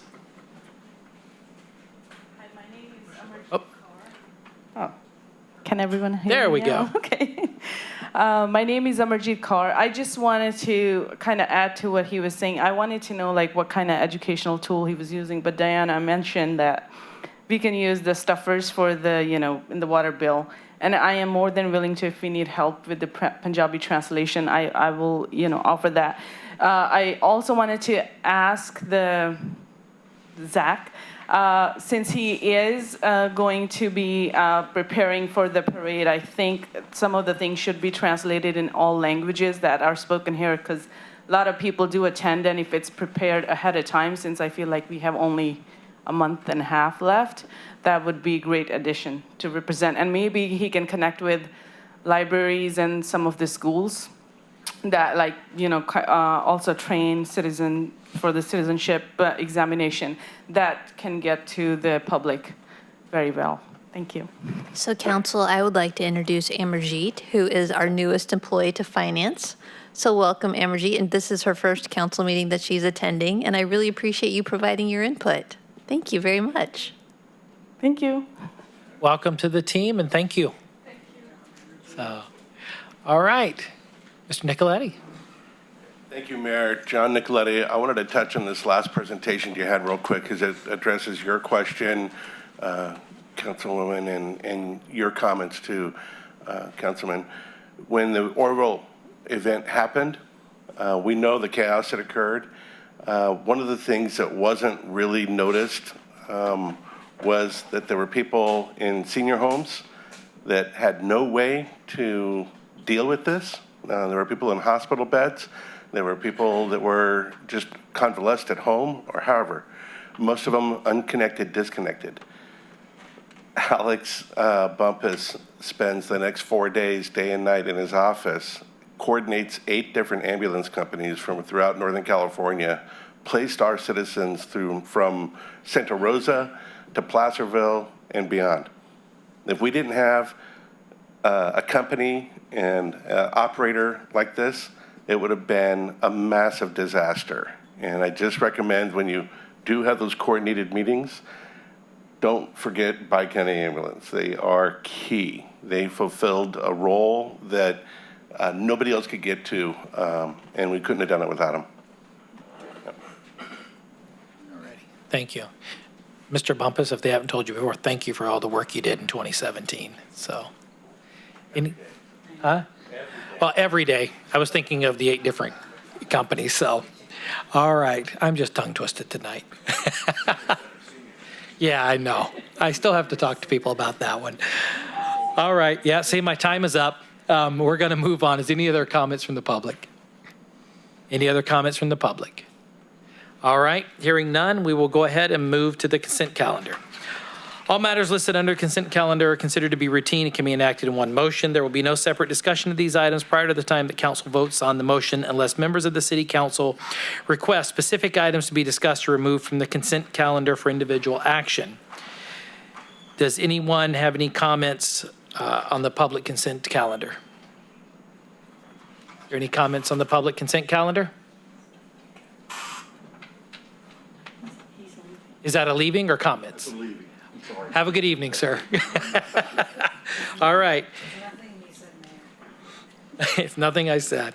All right, so let's bring it back. We'll close the public comment and we'll bring it back to the council for any questions or action. Through the mayor, Yes, ma'am. I move to approve the consent calendar items. Okay, I have a motion to approve consent calendar items 8 through 10. Second. I have a second from the vice mayor. All those in favor say aye. Aye. All those opposed say nay. The ayes have it, motion carries. We will now move to business items, and this is the City Housing Loan Programs Administration. There'll be an agreement between the city and Habitat for Humanity. Mr. Ben Moody, you have the floor, sir. All right, so good evening, Mayor, members of the City Council. So the item before you tonight is really in regards to the city's housing loan programs, particularly the first-time homebuyer program and the owner-occupied rehab programs that we've had. And so I'm going to walk you through a little bit of history and a proposed agreement. So the city has been a recipient of Home Investment Partnership Program and Cal Home Funding and Community Development Block Grant Program Fund, CDBG funding, for many years. And those funds have allowed the city to operate two housing loan programs, I say, the first-time homebuyer program and the owner-occupied housing rehab. And so we have these two programs, but we use these three funding sources and then how they break out in order to fund those based on the funding availability and then some of the restrictions that are tied to each of those funding sources to work through those. But basically two programs for loans that we look to aid low-income or income-based qualifiers to help them keep housing stock in nice shape and to let entry-level individuals get into homes.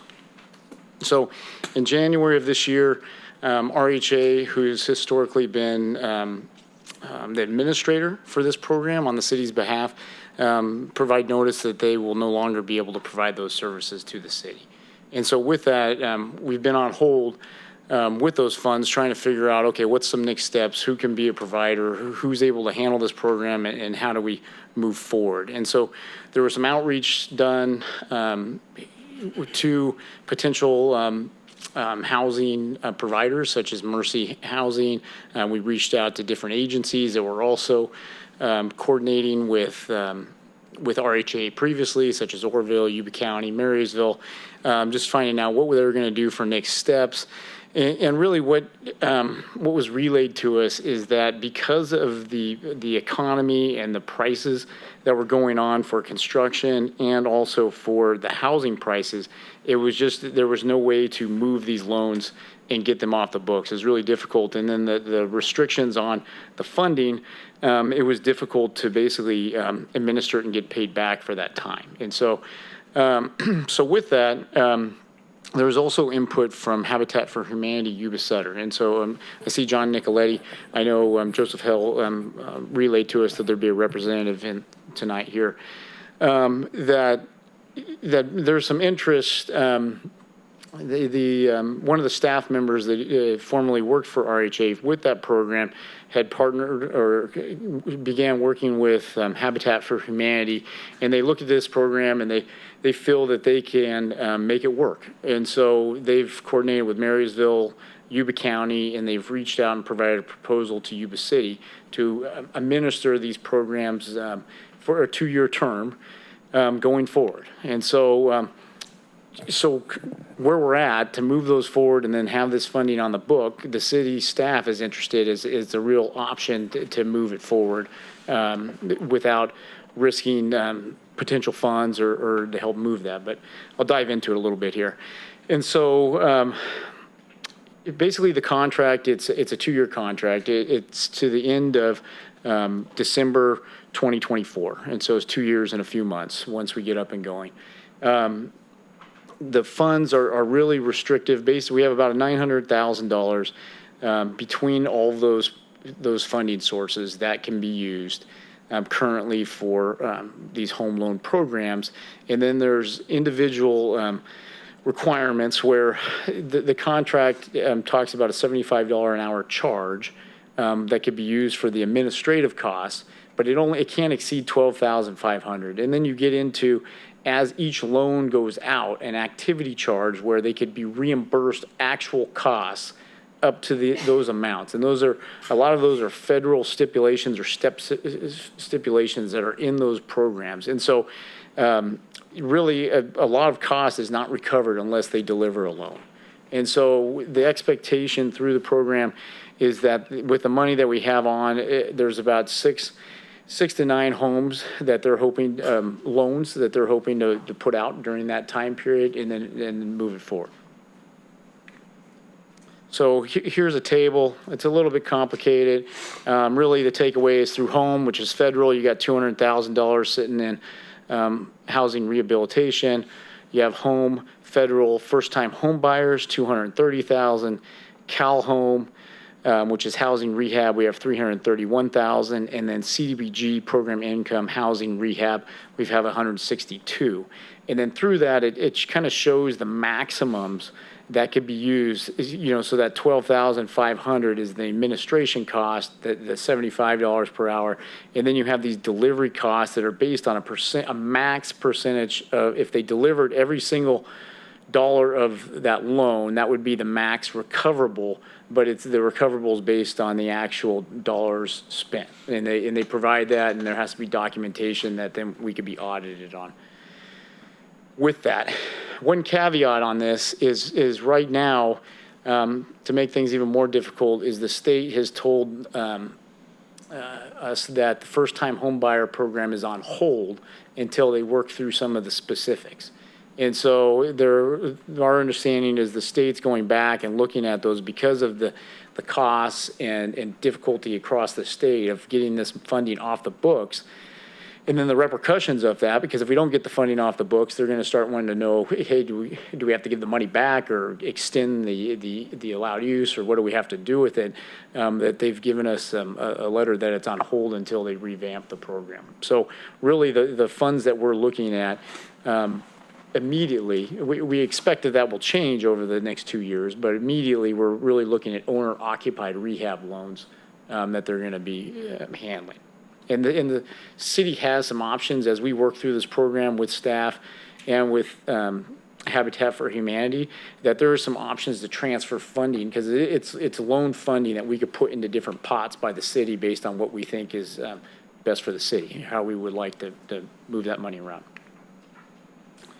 So the proposed agreement, as stated, it's a two-year agreement with Habitat to be the administrator of these loan programs, and it's really to advertise.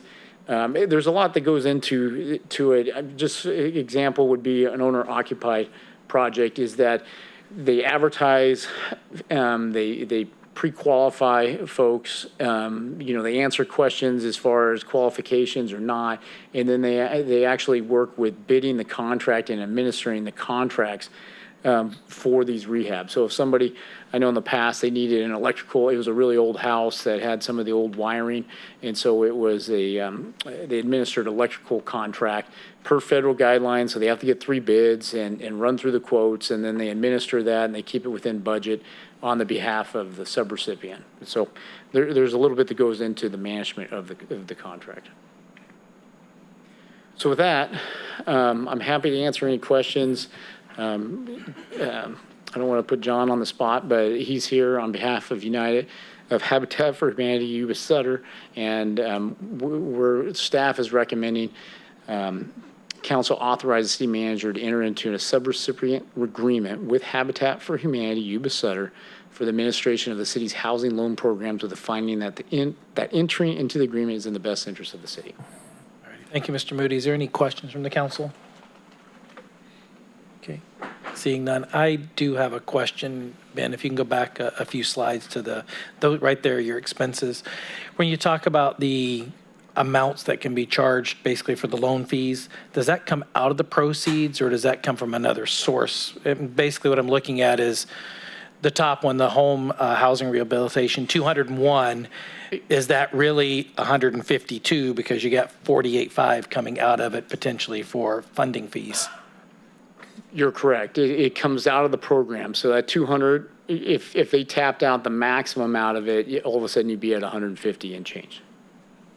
And what does an actual, and I know this is a what if, but really are we looking at that much in administrative costs for a loan? Well, that's the cap per the program. And right now, we can't get the money out the door because of qualifications for it. And so I would say that the typical loan amount is $30,000 to $40,000 for these owner-occupied rehabs. And there's a lot that goes into the construction management of that. You know, if it's 20% of a $30,000 contract and administration and pre-qualifying and marketing, I would say, yeah, you probably hit a lot of time, staff time goes into that $30,000, $40,000 loan.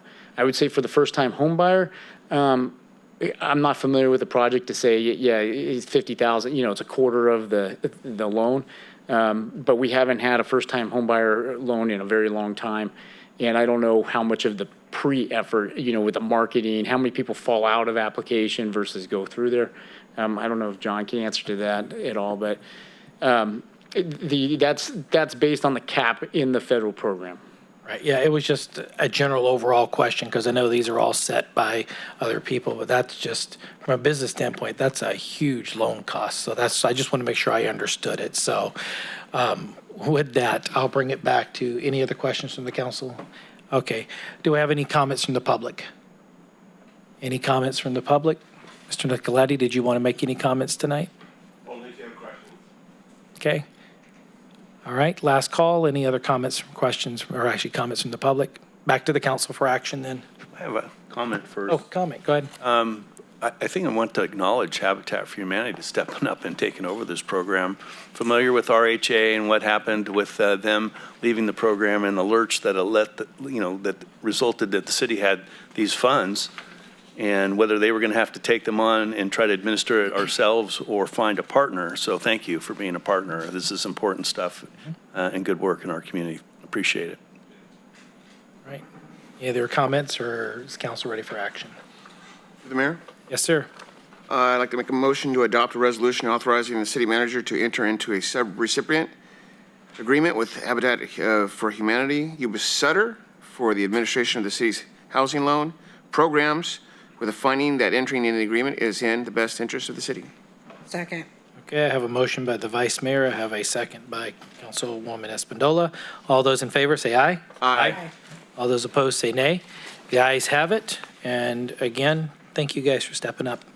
So we'll go to agenda item 12, 2021 CDBG Annual Performance and Evaluation Report. Mr. Moody, you still have the floor. All right, so one of my favorite topics. And so what this is really our report card. And so we need to submit this to the feds every year.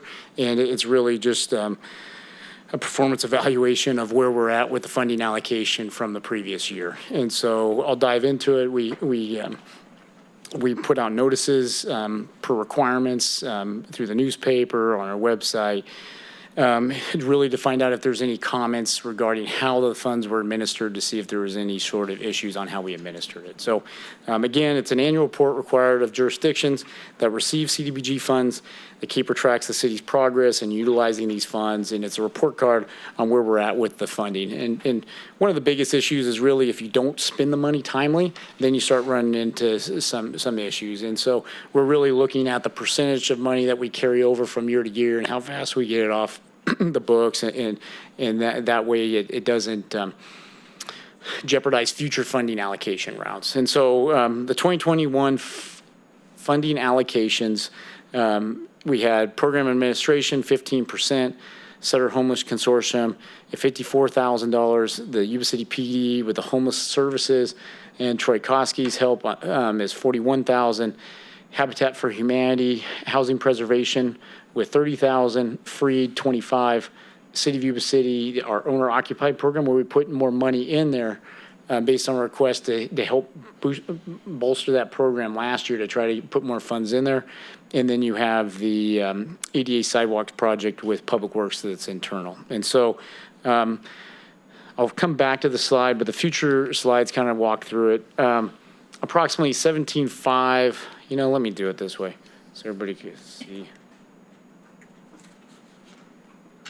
So here's where we're at. The program administration, the maximum is 20%.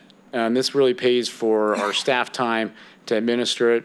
Realistically, I would say maybe we're too efficient, but we're efficient with it. And so really, I've just spent the money from last year And so we haven't touched any of this yet. And really what that does is it's going to leave me some money for including in next year's allocation. And so right now, a lot of that money is there. And I don't have, based on staffing and where I'm at, I anticipate having almost all of that when we go to allocate for next year. Yuba City Homeless Consortium, they've spent their money. They're always a good partner, and they've worked with all of their sub-partners to expend that money. So that money has been used, and it's been helpful. They've reported back they've helped 342 people with homeless assistance through the program. And then with the City of Yuba City Police Department, just with the rough estimate that 100 or so people have been helped. I would say that more than that, but conservatively what we've reported is that 97 people have been aided for homeless services by Mr. Koski with the amount of that money. And so for direct auditable services. And then you have Habitat for Humanity. They have their ongoing programs where Habitat has, where do I have Habitat here? We do a great job. Their money has been spent in aiding various housing programs across the city. John, you probably know it off the top of your head. Owner-occupied rehab, $30,000 expended. 3 extremely low-income households were assisted with Habitat for Humanity's exterior home repair preservation program, which provides weatherization, painting, landscape, and exterior repairs to preserve homes and improve neighborhoods. So theirs is off the books. Freed has about $17,500. They have a little bit of money left. The owner-occupied housing program, that still remains. That money has been technically spent through this funding report because we've put it into our housing program, but we haven't spent the money through the housing program. And then the sidewalks, that's a big, that's a project, internal project. There's been about $60,000 of that money spent, with a good portion of that needing to be spent, but also with this year's allocation, it will be combined together. Usually with that project, the time to do the design, construction, implementation, it's a large project and we get a lot of money off all at once, but the way the construction and the payment of that, it usually comes off in one big lump sum. So we're carrying a little bit of money on the books for that still. Here's what I just said. And a couple other notable items with the CDBG CV, so COVID-related funding that that was allocated previously. $34,000. Playzium has used their money and the city's reimbursed them. The City of Yuba City Fire Department PPE equipment has been purchased and they're completed that application. And then REST has also expended the $10,000 we allocated for them. So the city is required to solicit feedback as discussed. The 15-day public comment period technically ends September 24th. If any comments are received, in addition to tonight, we put it in the document and then when we submit it to HUD. So with that, I recommend we conduct a public hearing, the council conduct a public hearing, and then you approve the 21 CAPER and adopt a resolution authorizing staff to submit all necessary documents to the U.S. Department of Housing and Urban Development. All righty. Thank you, sir. Is there any questions from the council before we open the public hearing? Okay, seeing none. The public hearing number 1 on the 2021 CDBG Consolidated Annual Performance and Evaluation Report is now open. If there are any members of the public who would like to address the council on this issue, please provide your statement via public comment and state your name and address for the record. Do we have any public comments under the public hearing? Any public comment? Any public comment? Hearing none, I will close the public comment on this issue and bring this back to the matter to the council for action. Through the mayor, I just want to make a quick comment and then the motion. The data provided this evening is really helpful because it gives clarity where these expenses of our contribution as a city to help with the homelessness issues in various ways, and then also helping community of need, particularly with community of disabilities and other factors, and Habitat always stepping up to help us out with housing and other areas. And I move to adopt a resolution approving the 2021 CAPER and authorizing staff to submit all necessary documents to the U.S. of Housing and Urban Development. I have a motion from Councilmember Espandola. Do I have a second? Second. I have a second from Councilmember Baumgarten. All those in favor say aye. Aye. Aye. All those opposed say nay. The ayes have it. Motion carries. Thank you. Thank you, Mr. Moody. We'll move on now to agenda item 13, which is our emergency operations plan draft presented by Chief Alexander. Sir, you have the floor. Good evening, Mayor, council members. So last September, I was here before you outlining basically a 6-step process for us to have a comprehensive quality emergency management program. So we've made great strides on items 1 through 5. And I'm happy to be here to discuss item 6 tonight, which is a draft emergency operations plan, also referred to as an EOP throughout this presentation. So an EOP, the purpose of an EOP is to identify and establish a response for mitigating significant emergencies. This includes updating policies, procedures, discussing our EOC, which is our Emergency Operations Center. I apologize if I use acronyms a little bit. I'll come back to that. And also identifying our communications plan and our organizational framework for any of those emergencies. The intent of the EOP is to a reference document to be used for training and pre-emergency planning. This is a living document that will serve as the primary guide for any emergency responses within the city. So there's quite a few different components when you're talking about emergency planning, not just an EOP. So there's a whole comprehensive list that we have out there. So one of those is the continuity of operations plans, which we've already established. In addition to that, establishing a local hazard mitigation plan with the county, which we've done. So tonight we're working on the emergency operations plan. There's some few other items that are on there, and Appendix 1 of the staff report is the EOP. We also have the hazard appendices, and then I'll get into the vendor list, resource directory, MOUs, side letters, and emergency proclamations. So the emergency operations plan, draft was done internal with staff time, as opposed to going out and using a consultant. So we've been working on this for about 8 months. There's pros and cons to that. There's a cost savings associated with it. And what another pro that I like to think is we were able to tailor this component instead of getting a template or a cookie cutter EOP that you might see. We're able to tailor this to Yuba City as much as we possibly could. So some of the components of the basic plan is the basic plan. It identifies hazard analysis summaries, concepts of operation, the continuity of operations, EOP roles and responsibilities of who should be doing what in that process. As I mentioned earlier, the EOC, how we're going to information collection and dissemination, our communications plan, plan development, and then training. So that's the main body portion of the EOP. I personally think the exciting part of an emergency operations plan is the hazard appendices that come here. And this is where we identify those potential hazards that could be faced in our community and the plan to go forward with those.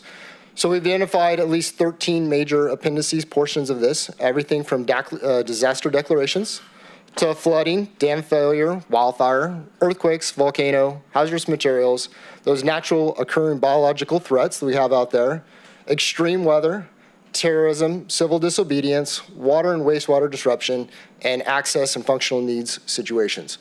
So yes, some of these are more prevalent, but I like to think you always should be planning on the worst case scenario. So some of these are not very likely, but the extent and the damage could be severe. So you want to make sure you're preparing for those. Some of the additional documents in regards to those other attachments in your staff report is disaster proclamation templates. So we've worked with the city attorney to create those. We have I would say a pretty extensive OneDrive where we've put all this information that's not in this staff report that's an easy reference for any individuals in regards to an EOC activation, city staff, executive team, things along those lines. So those proclamations are one of them. A comprehensive vendor list, so we're not having to look up stuff at the last minute so that we're easily able to access that.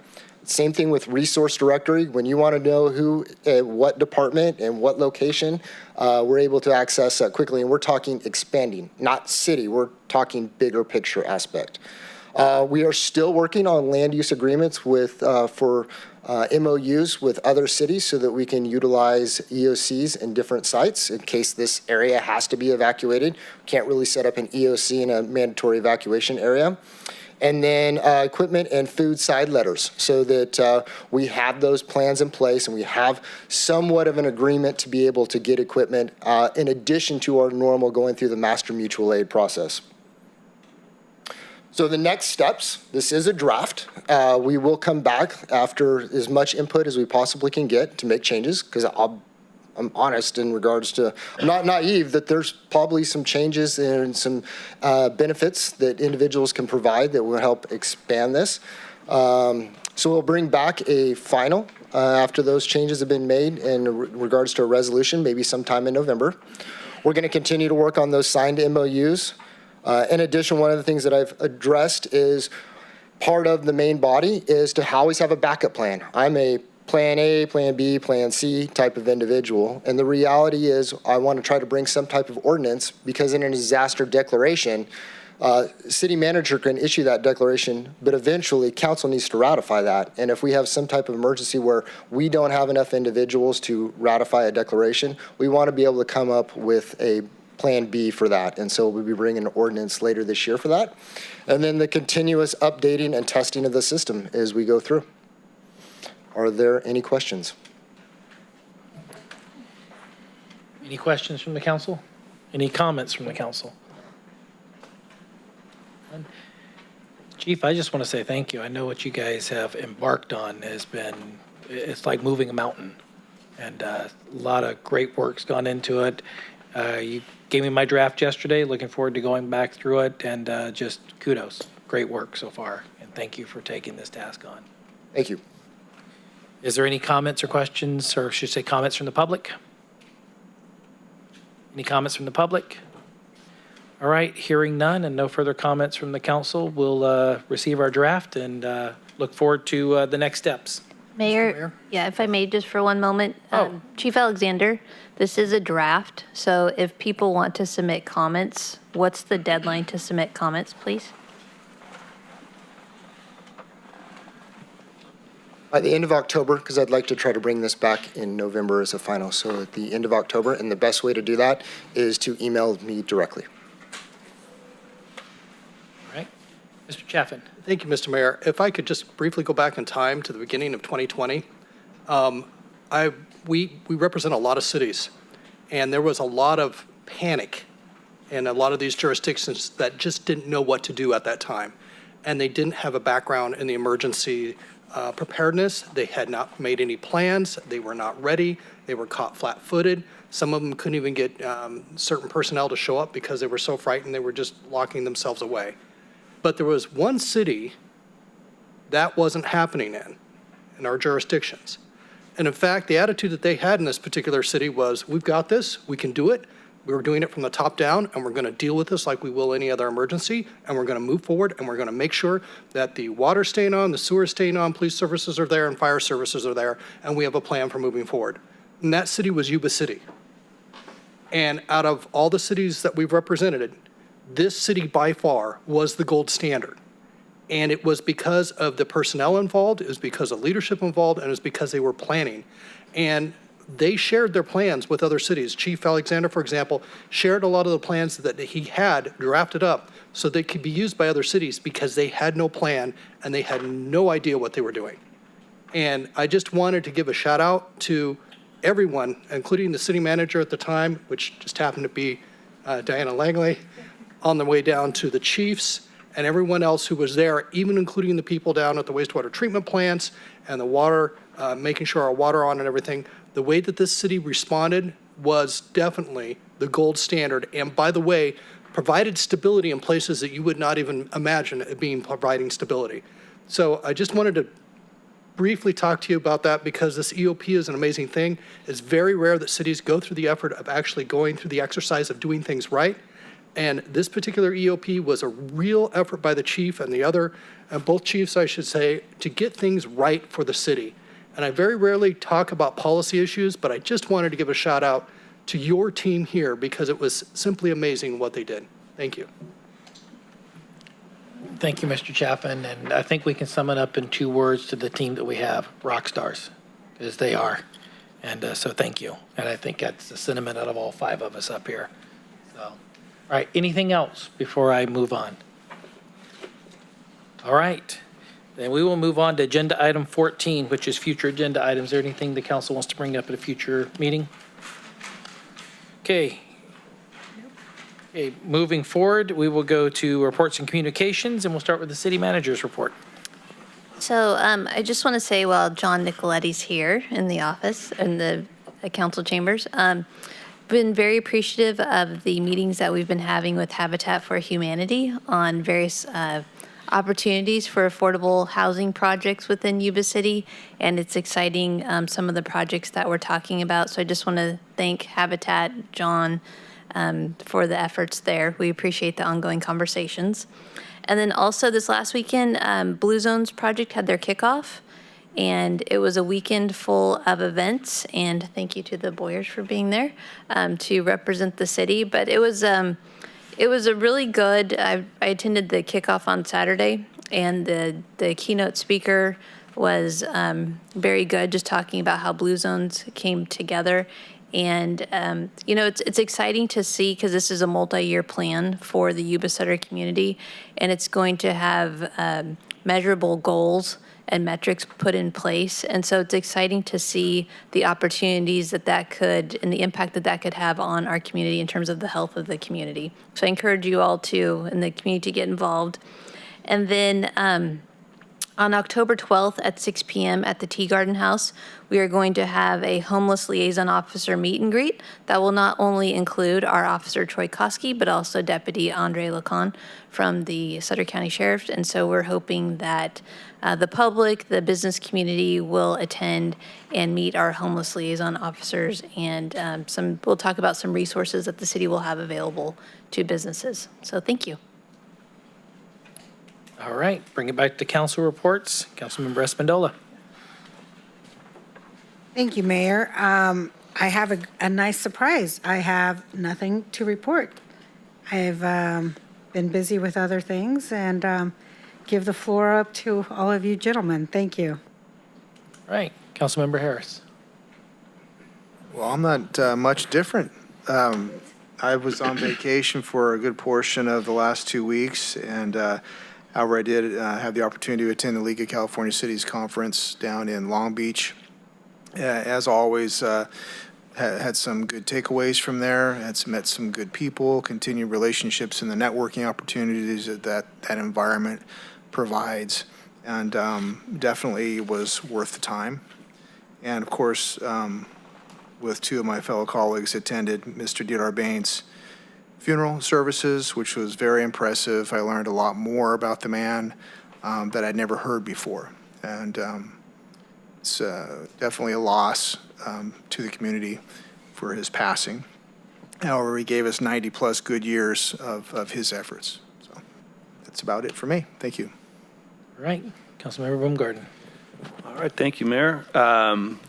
Had the opportunity to attend a lot of meetings substituting for my colleagues. Government Affairs Committee meeting with the Chamber, a presentation on Sutter's Measure A by County Administrator Steve Smith, and a other presentation by the Chamber's lobbyist who went over a lot of the pending legislation out there.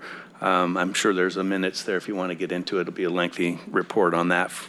Senior Commission, I always enjoy my time at the Senior Commission. They all, I tell you what, you talk about an engaged group, and I'm going to mention it again.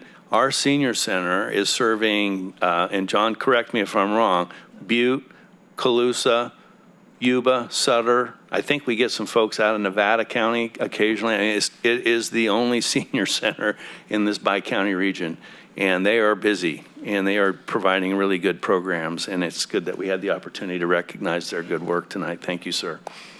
Attended the SACOG meeting. A lot of discussion, again, down there on regional programs. We heard the presentation tonight. I don't need to go over what Mr. Corliss talked about, but SACOG is an important partner with the city of Yuba City, and we'll leave that there. LAFCO, as the city's LAFCO rep, we are continuing to be challenged by getting a fire municipal services review out of LAFCO. This is an important document for the region, or for the county, I should say. It's just been a struggle. There's been some health issues with the individual that's putting that report together. However, we're getting closer, I think, and hopefully should have something in October. We're also going to be going into closed session to review the executive director's position. Attended several ribbon cutting for Core Cycle Fitness on Plymouth Street. It's neat to see little different types of businesses populate Plymouth Street, and this one has been in there for a bit, but we even have one of our police officers as an instructor in spin class. So Wade, I know you're a big cyclist. Maybe they need you too. I don't know. We'll see. Attended 3 different 9/11 ceremonies. Seems like interest in that has kind of waned, which is a little bit sad to me. We never really need to forget what happened on 9/11, but I give kudos to Riverbend School for inviting us down to participate. The Yuba City Fire Department always, and then a local organization known as the Fools in Marysville for a well-attended event. As Diana mentioned, or Ms. Langley mentioned, we continue to engage with Habitat and others in regards to Project Home Key. I will tell you that Project Home Key, we thought there was going to be an application period for 3.0 in December.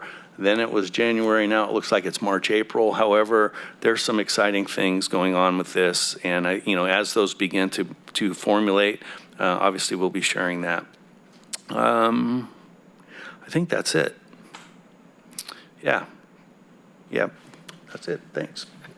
All right, Mr. Vice Mayor. Thank you, Mayor. It's been a busy one. I'll start off with the mosquito vector meeting. A lot of people probably read in the paper they've got their first confirmed human case of West Nile in Sutter County and Yuba County. It looks like one of our board members is going to have to step down because of health issues, so Marysville is going to be the front leader in finding a replacement. We approved some video surveillance for some equipment that was stolen, unfortunately, that I talked about last time, and we've got a manager performance evaluation coming up. Sutter Beach Flood Control Agency, a lot of you may or may not know, but on 2nd Street in Yuba City, those homes that back up to the levee, those property owners, in a lot of cases, the property goes right to the water line, and in some cases, it goes right out to the middle of the river. And so we're working on the vegetation control on those properties and gaining access to those properties with permission of those owners. The funding for the Sutter Bypass East is ongoing, and we're still hoping for grant funding for the sediment removal in the Feather River at the mouth of the Yuba. I attended the 9/11 remembrance with the mayor and Councilman Boomgarden and Councilwoman Espandola. Station 1, great job, Chief. It was really nice to attend the Say Love dinner. Kind of showcased what Plymouth Street is with the water, the fountain going. That was really well attended event. RWMA, it looks like. Well, first of all, I attended that in the mayor's absence. It looks like we finally have found an executive director. They're going to move forward with that position. And am I missing anything? Okay, well, lastly, I would like to remind everybody that this Friday evening on Plymouth Street is the 100th homecoming. Yuba City Honkers, go Honkers, go Honkers. And with that, back to you, Mayor. All right, it has been a busy time, I think, for all of us with various things. Since we last met, we did attend the League of California Cities. We always go to those trying to bring back one or two things that would benefit our city. And one of the things that was able to bring back, and hopefully we can tie into it, was a advanced training through FEMA for our safety personnel for fire and PD. And hopefully that'll open up some avenues there. And I know that Ms. Langley has all the information there. You sit in these classes and sometimes you have an epiphany. So, one of the things that I brought back and it hit me was, back to the seniors and the senior housing. So, thinking outside of the box. So maybe at some point it's an idea, discussing it with the city manager. Maybe we can have some legs to that at some point, but we got to figure it out. It's like throwing spaghetti against a wall. Does it stick or not? So, but we always bring back some good ideas. We had the DIF, the Development Impact Fee Committee. We're looking at things now with the traffics studies and how the traffic flows and those impact fees and how that would impact development in a fair and equitable way across the city to help us actually build out our city the way it should be and not have some of the things going on that we have now, to where you notice that properties on the main thoroughfares or stay vacant, and then you go over 1 acre and boom, everything's developing there. So trying to look at that as a whole to see how we can get fair and equitable development. 9/11, Chief, again, kudos to you and your team. Great job on the 9/11 as always. And we do need, I think, in the future, keep reaching out to our community, because it's like Pearl Harbor. It's like a lot of things we need to remember and never forget, because it is one of those days that will, as Pearl Harbor Day was, it will live in infamy, what happened to us. So we definitely need to make sure that we remind people. So thank you and your team for putting that on, and the Fools organization as well for the later one. Transit attended that. Still looking at a route study that's going to be coming forth in about the next 6 months. And then the second item of issue there is the funding for the new transit facility. I believe we're at 27 million is what we're at now, I believe, out of about 43 to 47 million that's needed for that. So you're going to start seeing some things being implemented, because Caltrans is going to be doing the road work coming into Marysville, and it will have an impact on the transit facility. So starting to look at things there. Last week for me everything was rodeo, and hats off to the Rosser family and the Flying U for keeping part of our heritage alive and putting that on here in our community. We can't remember again where we came from, and that's part of the Western lifestyle. And they do an incredible job, and thank you for the residents. There was a lot of people I saw along the roads this year as we were running heads of cattle through our streets, and we started with the same number of cows that we ended. So I was going to tell Sandy that they didn't confiscate one this year, but there's been years we've been missing one or two, but this year they all made it through and out the other side. And I want to say thanks to our police department and public works and stuff, because Reno said something very straightforward at the kickoff on Thursday night, and at how easy Yuba City was to work with. And so, Chief, to you and your team for getting us through, because we couldn't have ran those cattle through our city streets without the roads blocked off and rolling along with us. So thank you. And to our public works and such for cleaning up, as I'm just going to call it as it is, all the political promises on the ground as we made it through the city. I'm sure there was a lot left. So you got it. And last but not least was, as Councilmember Harris said, had the honor of presenting a joint proclamation between the county and the city to the Baines family in recognition of all the accomplishments of Mr. Didar Baines, and wow, what an influence as you sat there and watched what he's done, not only for our city and our town, but the Sikh community as a whole, California. I mean, it really was wide reaching, I guess is the word I'm looking for. And with that, I had the privilege of presenting. So I think that sums it up. If there's nothing else that we have, then we will call this meeting adjourned.